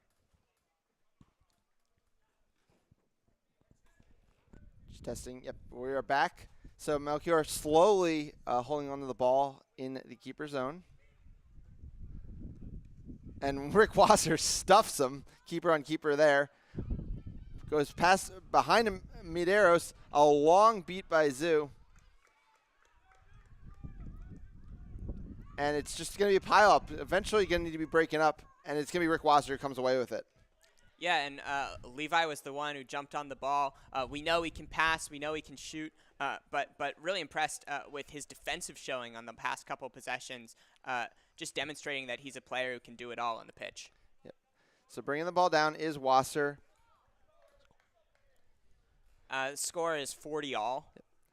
Yeah, just an exchange of goals all the way through. It's been a close one, and a lot of ways the first one was too. It was that one bad beater shift in like the 16 to 20 minute mark where Toronto went on a 4-0 run and then immediately caught the snitch that really doomed Detroit. But we haven't seen any of that so far here. It seems like Detroit's learned some of its lessons. Rick Wasser into the lane, bounce pass to Jed High. High goes over the top, can't make it go. Melchior has the ball and a lot of space in front of him. I don't think anybody's getting in his way. Melchior gets the lead back for Toronto.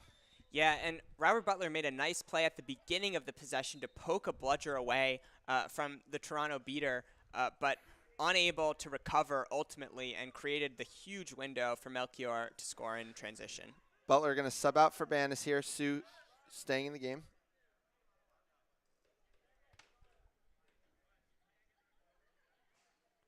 Let's see if Banis playing with Sue can maybe hold it back a little bit more and prevent himself from getting too far up the field. Clemente with the ball on the far side. Gets over to Pratt, back to Levi. See if Levi takes those few extra steps you've been calling for and Reed has been calling for. Tap beat's going to give him the space. Doesn't step into it. Now is at the 6-yard mark. Throws one up that Custer's is way too easy to knock down. Yeah, and that's maybe the danger of taking too many steps forward. The keeper can step into your line of vision, and if you have a keeper with strong defensive instincts like Andrew Custer's, can make the interception. Sue makes another great play for bludger control. Turns into a press that's going to turn eventually into a turnover. Reed Marchman, who's currently our man down courtside, turned around to us and said, "Who is that man?" as Sue wins another exchange just dominantly. And I think that really sums up how Sue has played today. Yeah, Ryan Sue just all over the pitch and using every press opportunity to the greatest effect. Not something we've seen from every team, especially teams with shorter rosters or less experienced players. But Sue, at all of 20 years old, knowing every time he has a press opportunity. Clemente bringing the ball now down into the 2-2, met by the green headband of Custers, whose length has been such a headache for Detroit. Ball goes behind to Ahern and across here, and it is Thunagai who can't get that one to go. It's loose on the ground. Battle for the quaffle, and it is going to be Custers coming up with it. And Sue didn't quite work out, but he was camped out on the near hoop, just beating out the Toronto Raiders chaser again and again. That's a play that you see from some of the most experienced beaters in the sport, and Sue has picked it up already. Yeah.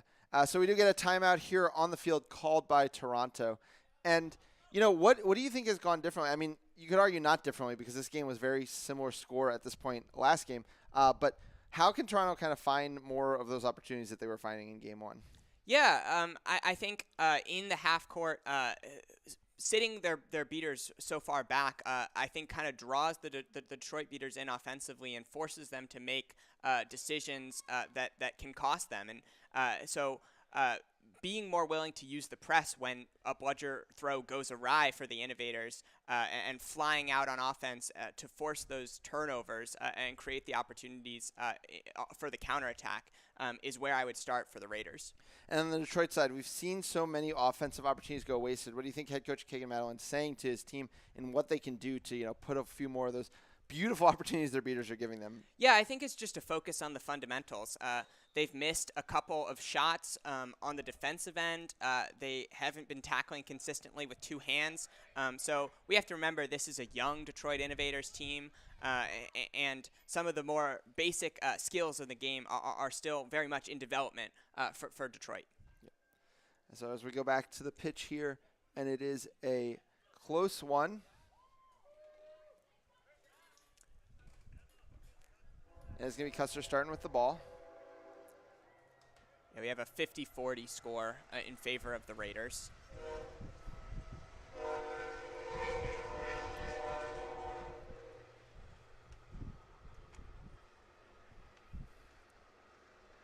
Chris LeComp ready to get us started here again.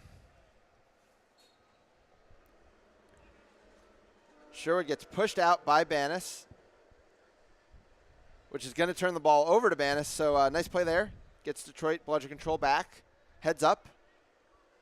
Yeah, that's the kind of play we're looking to see from Banis, using his physicality to get a bludger control for his team. Smithson bringing it down. And that's going to be Dykstra, I think, about to get called for a swat, which would make any goal no good anyway, but there's not going to be a goal to be had. Ahern falls on the ball that I think went rolled over the hard boundary anyway. So I think the refs are all going to need to have a bit of a conversation and figure that play out. Yeah, it looked like Dykstra swatted the ball while it was still in the hand of Banis, which is not something you can do as a chaser. Yeah, and even more problematically, with the ball still in hand, that's a yellow card.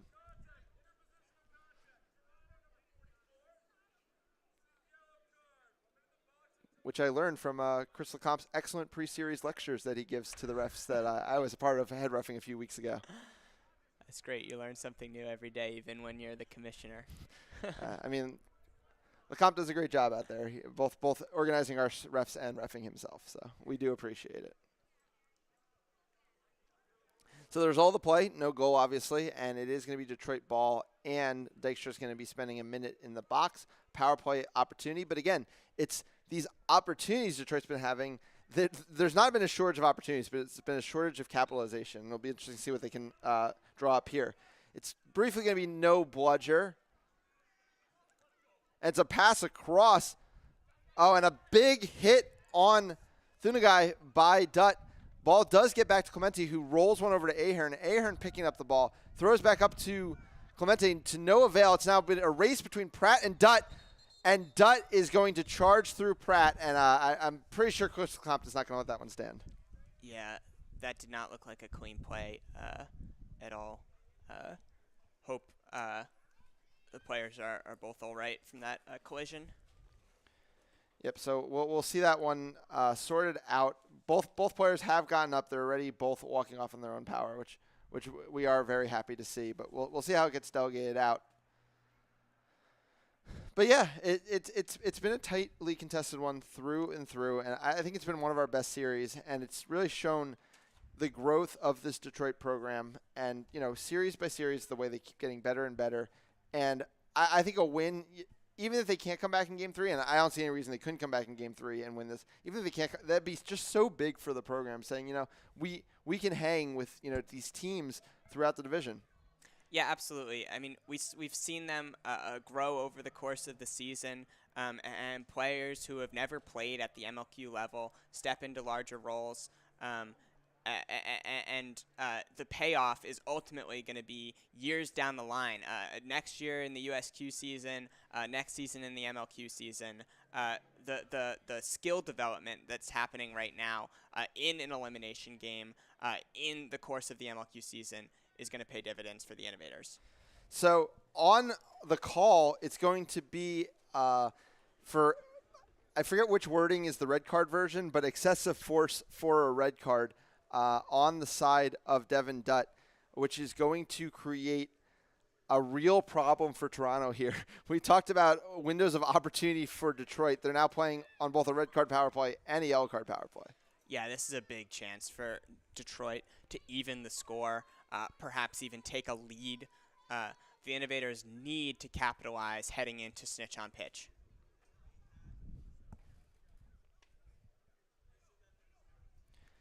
Just being discussed here between head ref Chris LeCompte and the Toronto coaching staff. Obviously, any kind of a red card offense is going to be a big talking point, and I think it actually might not be about the red card itself. I think it might be about the subbing patterns connected to it. Got it. Yeah, and good to see that Glenn Pratt, who was on the receiving end, is still They popped in the game. literally right back up. Yeah, they did. Very, very impressive. I think possibly they're just clarifying some things on gender. The gender of the player who gets the red card is the only thing that matters. Anybody can serve that time, but that player is still, for all intents and purposes, of that gender. I think that's what was being sussed out or discussed between the teams. Got it.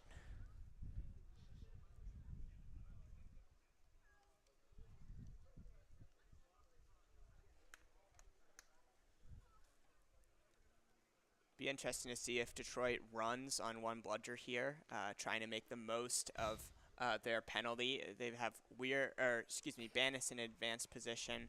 A couple chasers pretty far down the pitch, including Thunagai, ball in the hands of Pratt. Toronto, of course, will have two chasers out. Things are still being discussed here. I don't think it's about the call itself, if I had to be sure.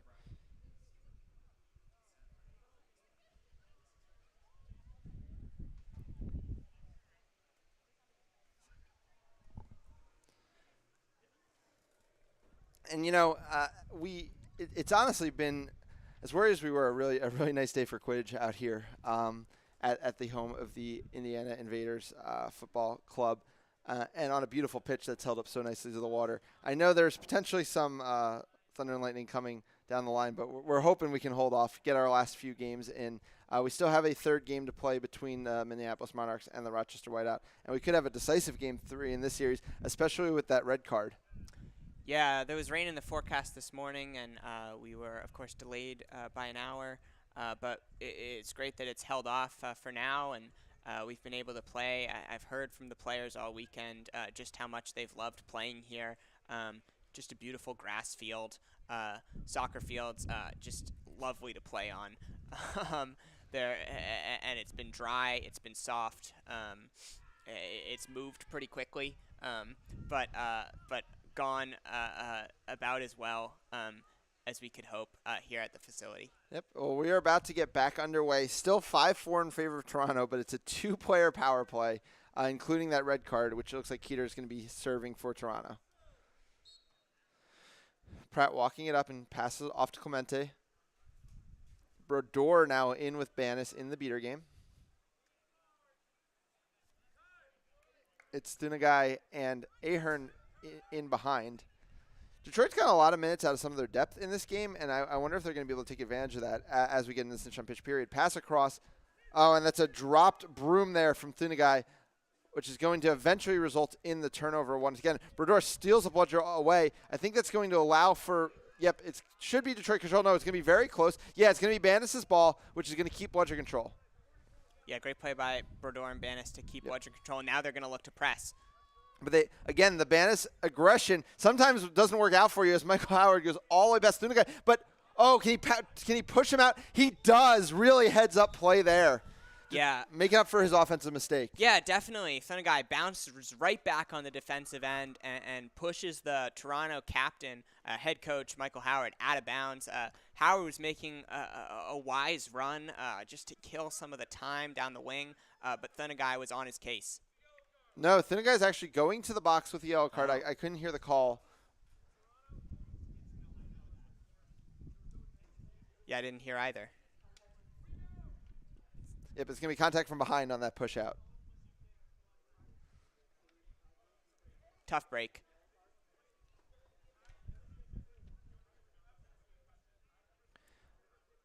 All right, ball is going to go over to, I believe, Dykstra there. More discussion still happening on the field. 5-4 still the score. And again, missed opportunities. Detroit didn't score on a 4v2 in the quaffle game on that last possession. Yeah, and because of a dropped broom. So they really have to tighten up some of the basics here if they're going to try to pull even with the Raiders. So it doesn't count as a reset because it was immediately upon getting possession. Custers has the ball. Long time to go to kill this red card power play. Though I guess it is even right now. It's a 3-on-3 in the quaffle game.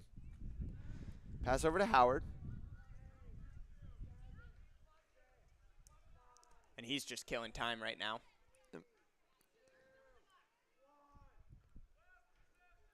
And now that is the 20-minute mark as well. So a really busy time in scorekeeping table at the moment. Michael Howard was in no rush there. Oh, Ray Brodeur. Oh, almost has the grab off of McHugh, but can't quite get it. Howard's just killing time in the corner. Probably would like to kill as much of this red card as possible. Custers now has the ball. Yeah, they're going to try to get Cater out of the penalty box and back into the play so they can score and go up 2 goals. It's up to Detroit and head referee Chris Lecomte about how long they're going to be able to kill time here. Of course. I believe Lecomte has now given the delay of game warning, or the stalling warning. It is going to be Thunagai back in the game now. Howard still standing with no real pressure. And he has killed the penalty. Keeter's in just long enough to sub out. It's going to be Paige Hare coming to the game. Howard has the ball back up top. Pratt closing. A 1.5 attempt here. It does create a brief no-bludger opportunity, and Howard knocks down the mid-range shot. It was a patient possession from Toronto, but unless there's a call on the play, it does result in exactly what they wanted, a killed penalty and a goal. Yeah, it looks like the patience of Howard is going to be rewarded. Yep. So goal is good, and the only call is for the 20-minute timeout,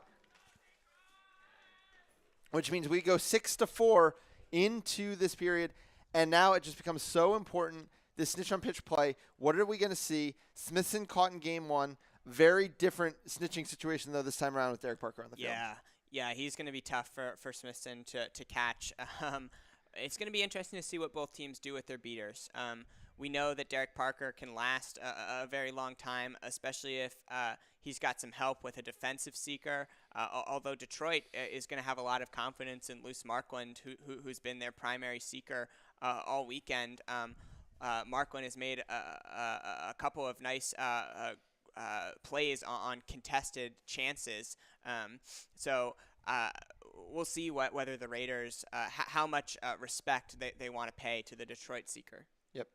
And yeah, I mean, things can get really out of hand if you're not properly bringing your beaters back and forth.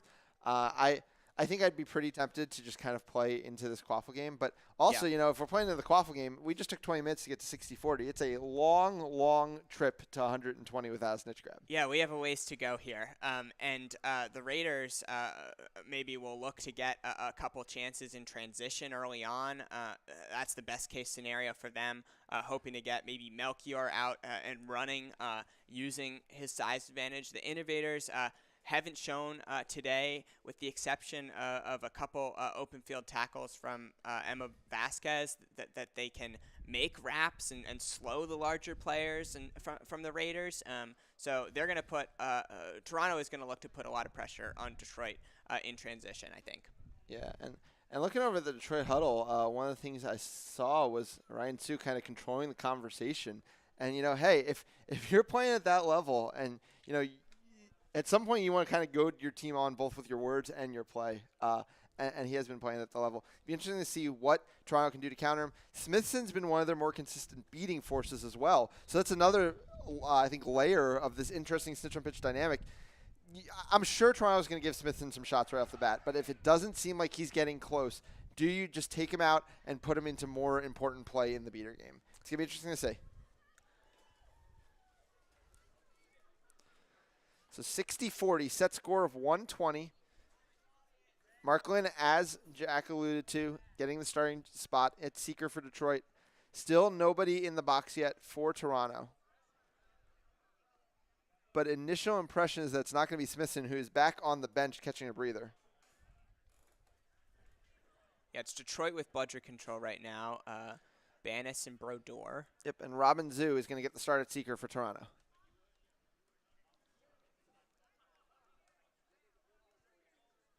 Zhu, who joins Riley Andrews, who played chaser, beater, and seeker this weekend. Zhu has now done it as well. Yeah, I love to see it. Utility players showing out here in the North Division. Yeah.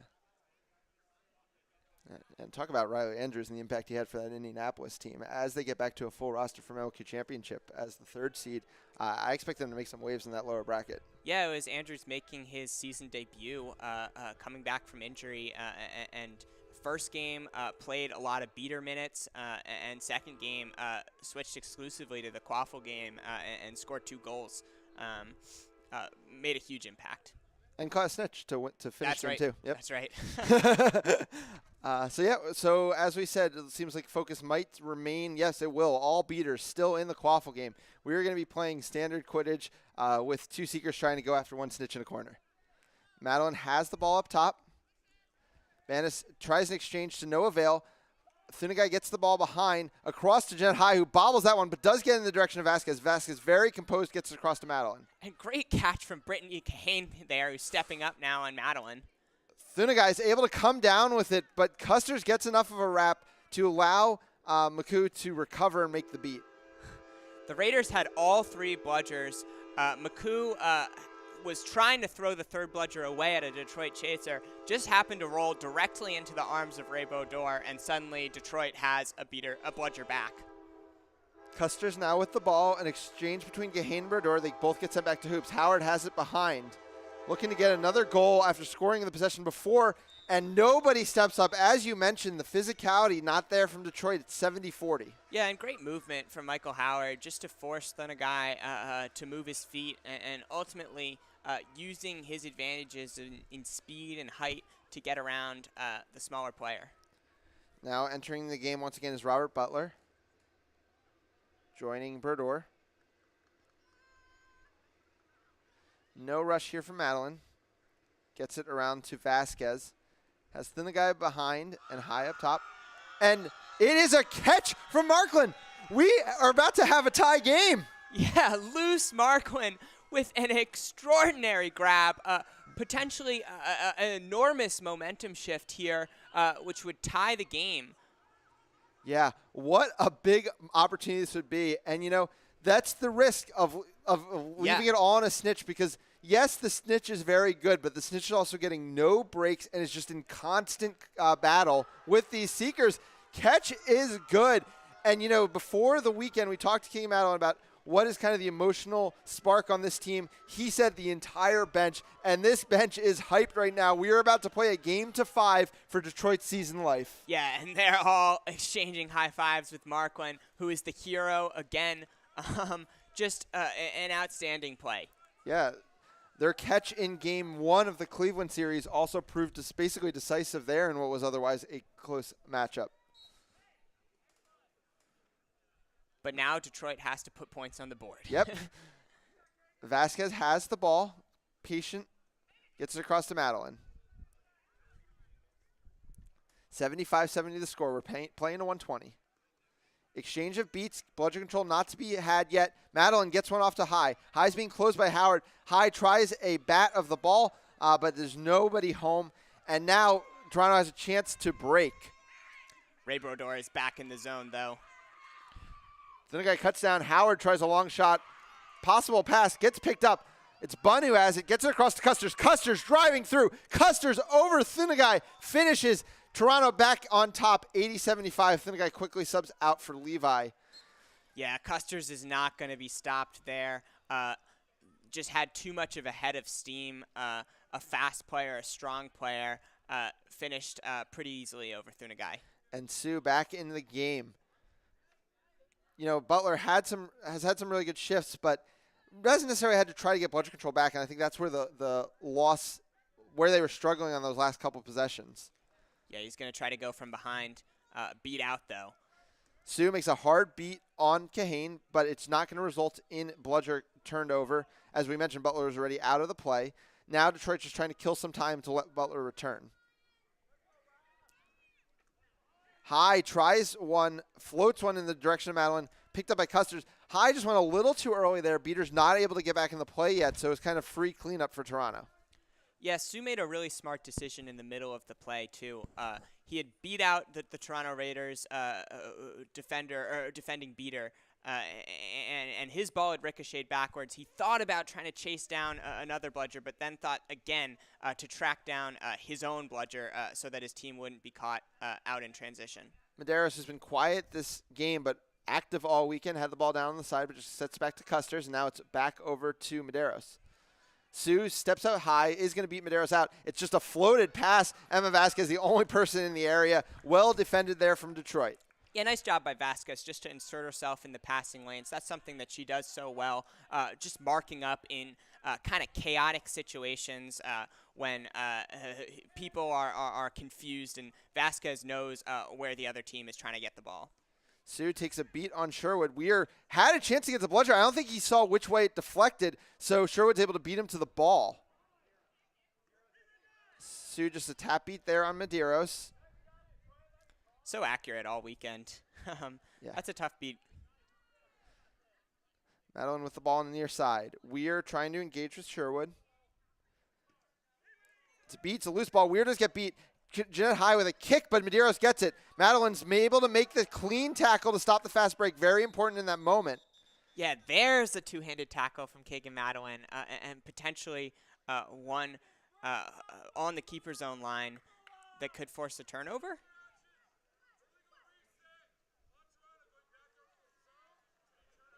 So Toronto moved across the keeper's own line, reset it back. Unfortunately, in just a completely freak play, Jet High did go down there, rolled over a Toronto player just in the scrap.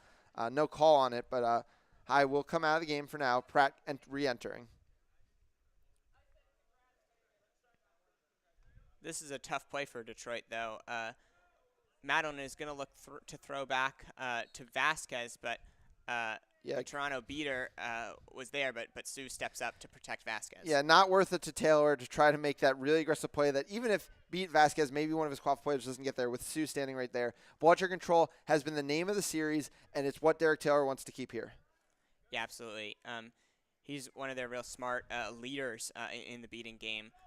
And makes a wise play there. That said, oh, it was almost Bludger control. It said it was a great beat by Taylor. This is a no Bludger opportunity, though. Madeline over to Pratt, who gets it back to Madeline, who gets it across to Vasquez. No, Pratt was beat long before releasing. It is going to be a turnover. Good movement, just a little bit too late.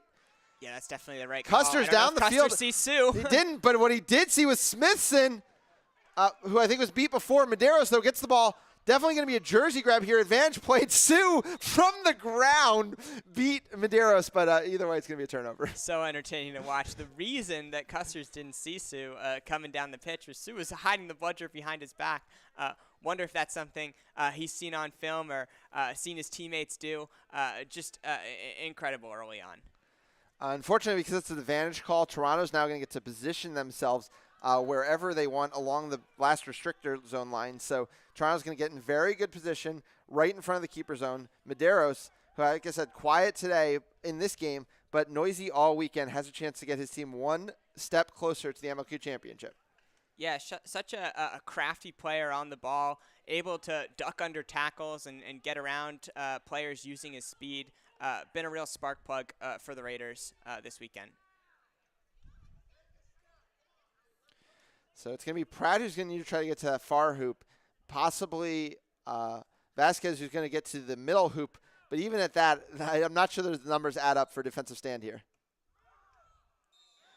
Yeah, I don't hate the idea from Sue. Just threw at the other player. Thought maybe Medeiros gets a little trigger happy, but he does not. He finishes 90-75 in favor of Toronto.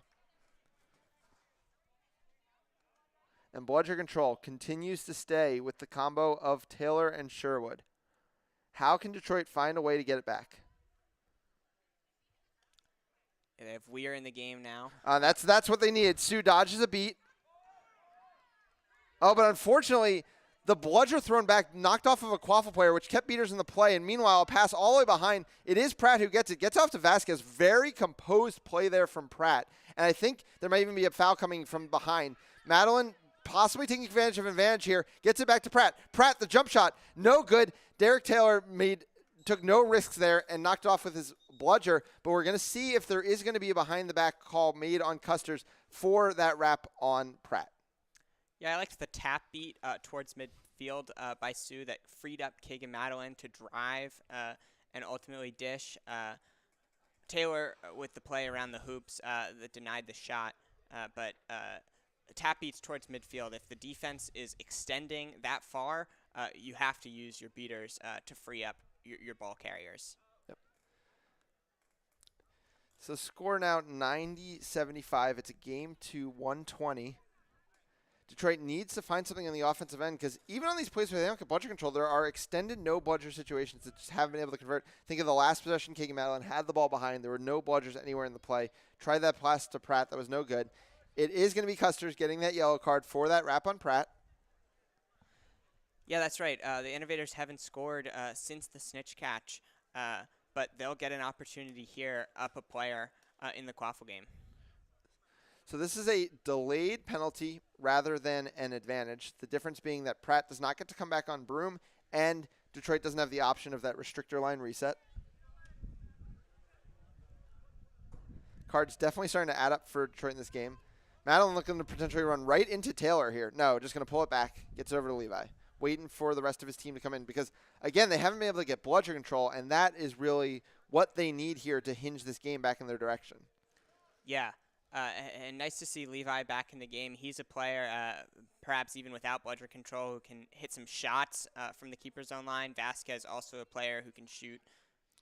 Long pass back up to Levi, marked by Medeiros. Medeiros wrapping nobody in possession. He's just going to set back to Hoop for that. Seems like a no harm, no foul opportunity. Well called by Chris Lecomte. Levi bringing the ball down here. Still, that bludger control stays. Sue looking for options, but it is really deep sitting, and it's because there's no shooting that's scaring those beaters out at all. Vasquez now has it on the far side and back to Levi.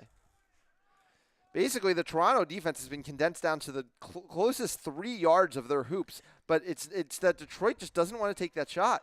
Yeah, and, they have... This is the opportunity. Levi into the lane, hits it, finally executed, and that's the only way you can beat a defense that's that compact. There it is, and you're right.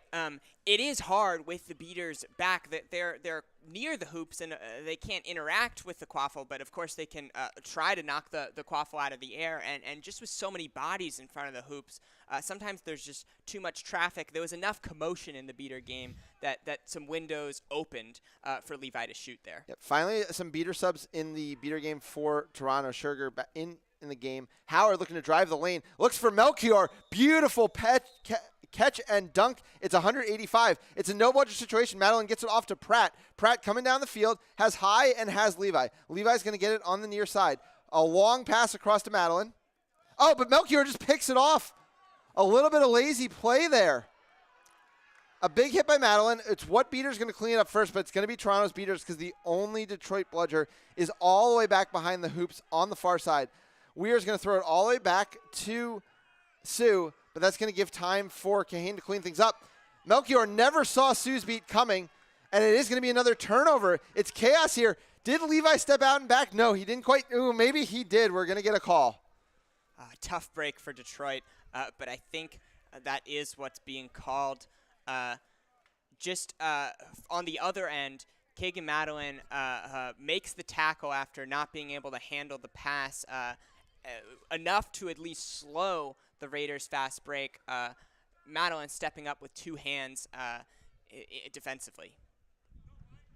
So turnover, as we mentioned, ball does go to Howard.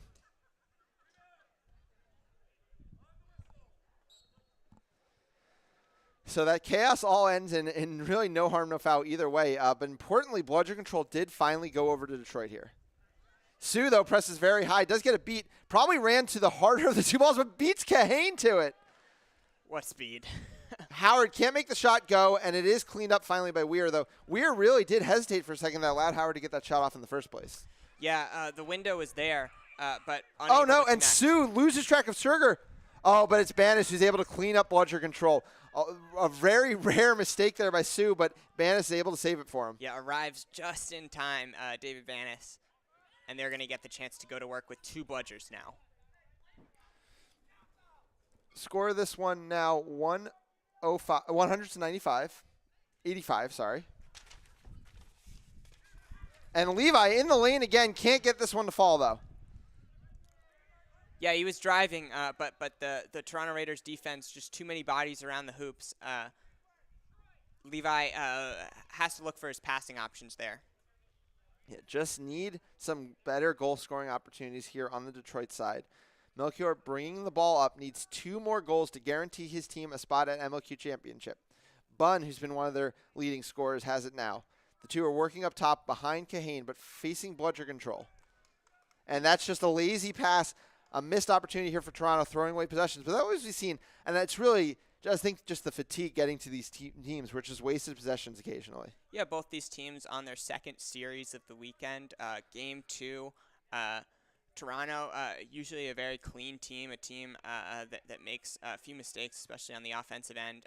But a momentary lapse of concentration. Clemente into the lane as beaters are just going left and right. Ray Brodeur is currently tackled back behind the hoops. But Banis and Brodeur now both behind the hoops of Toronto. Exchange won by Sugar. That's going to get bludger control back. Banis does make a beat on Sugar, but again, the bludgers are under, and they need to find a way to unlock this defense. Yeah, and that's maybe an example of Detroit just being too overextended, needing to get back into the play safely and help their offense get on the board.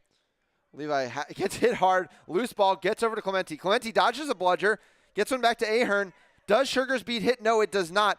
looking to get by Hare here over to Clemente. Clemente gets it back up top to Levi. Levi has some space. Can he find it? No, he's just going to pull it back. I thought he might have had a window there, but he's going to wisely wait for all of his players to get back into play.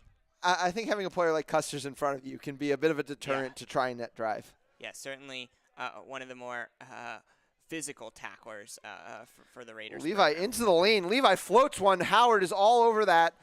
A big hit there on Pratt.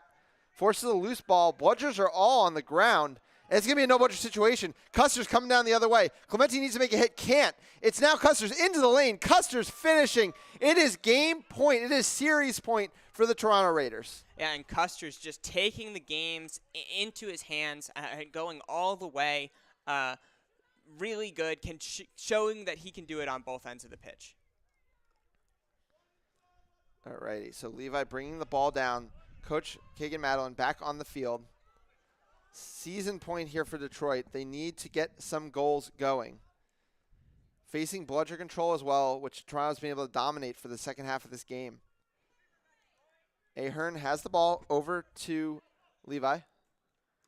Banis has got to be careful here. A long pass across to Madeline. Madeline, a beautiful finish. Detroit not quite done, but do they have any bludgers back? It's just Banis's. McCoo tries to beat, does succeed. Custers rips one over. Smithson bobbles. Ahern's trying to get there. It is a pileup. Oh, Smithson gets it all the way back to Custers. Custers and Vasquez running for the ball. Custers gets there first. Custers shoots. Custers misses. Wow, and those are opportunities that the Raiders are going to want back. The game in their hands. Custers beat Vasquez to the loose ball, but not able to connect on the shot. And Detroit is going to get another chance here. 110-95. 3 more goals needed for Detroit. 1 more goal needed for Toronto. Yeah, and Detroit is going to take it 1 possession at a time here. Last possession, they seemed like they started to figure some things out with Madeline behind the hoops, but they cannot afford to put their beaters in a position like they did last possession. Yeah, this defense is a little bit susceptible there. They haven't necessarily had the height to make something of it. Oh, no, it's a floated pass picked off by Smithson. There are no bludgers back. Smithson fakes once. Levi blocks it. But Smithson continues his run. Smithson puts it through the far hoop. And that is game. The Toronto Raiders, for the first time since 2019, will return to the MLQ Championship. Detroit fought hard through 2 very closely contested games, but in the end, they do fall. And the Raiders will be the 4th seed in the North. They will close out our teams advancing. A great series all around, but it is Toronto getting the best. Yeah, and the Raiders beaters really recognized in the situation that they were in that they could afford to play super aggressively in transition, and their chasers were ready for it. This was a team that was focused and that seized its opportunity when it came. Yeah. And so much positive to say about the way Toronto kind of found their way through the end of that game, but also Detroit, kind of the steps they've taken and how close those 2 games were, I think is something not a lot of people expected coming into this weekend. If Toronto was the team to fall. But yeah, a really fun matchup, and we've still got more Quidditch to come. We've still got Game 3 between Minneapolis and Rochester, which is next on the docket. We're going to take a quick break. We will be right back. Thank you all so much for watching.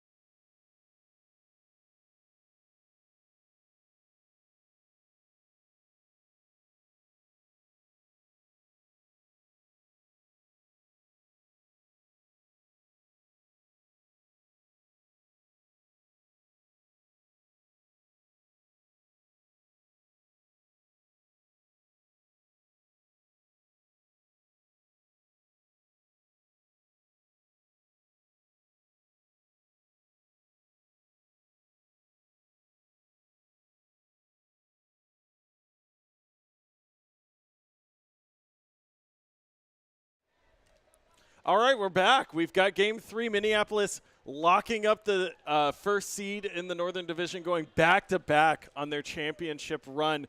And we just finished with Toronto securing that final spot in championships from the North Division. So congratulations to all the teams going. Now we get a little exhibition match. Rochester looking for their third game here, as well as Minneapolis, of course. But I assume we're going to see a lot of depth in these games, and it should be pretty fun, reminiscent of yesterday. Yeah, we'll get to see some of the depth from the Rochester Whiteout, especially. I talked to them, missing players like Mitch Brown and Aaron Parkinson.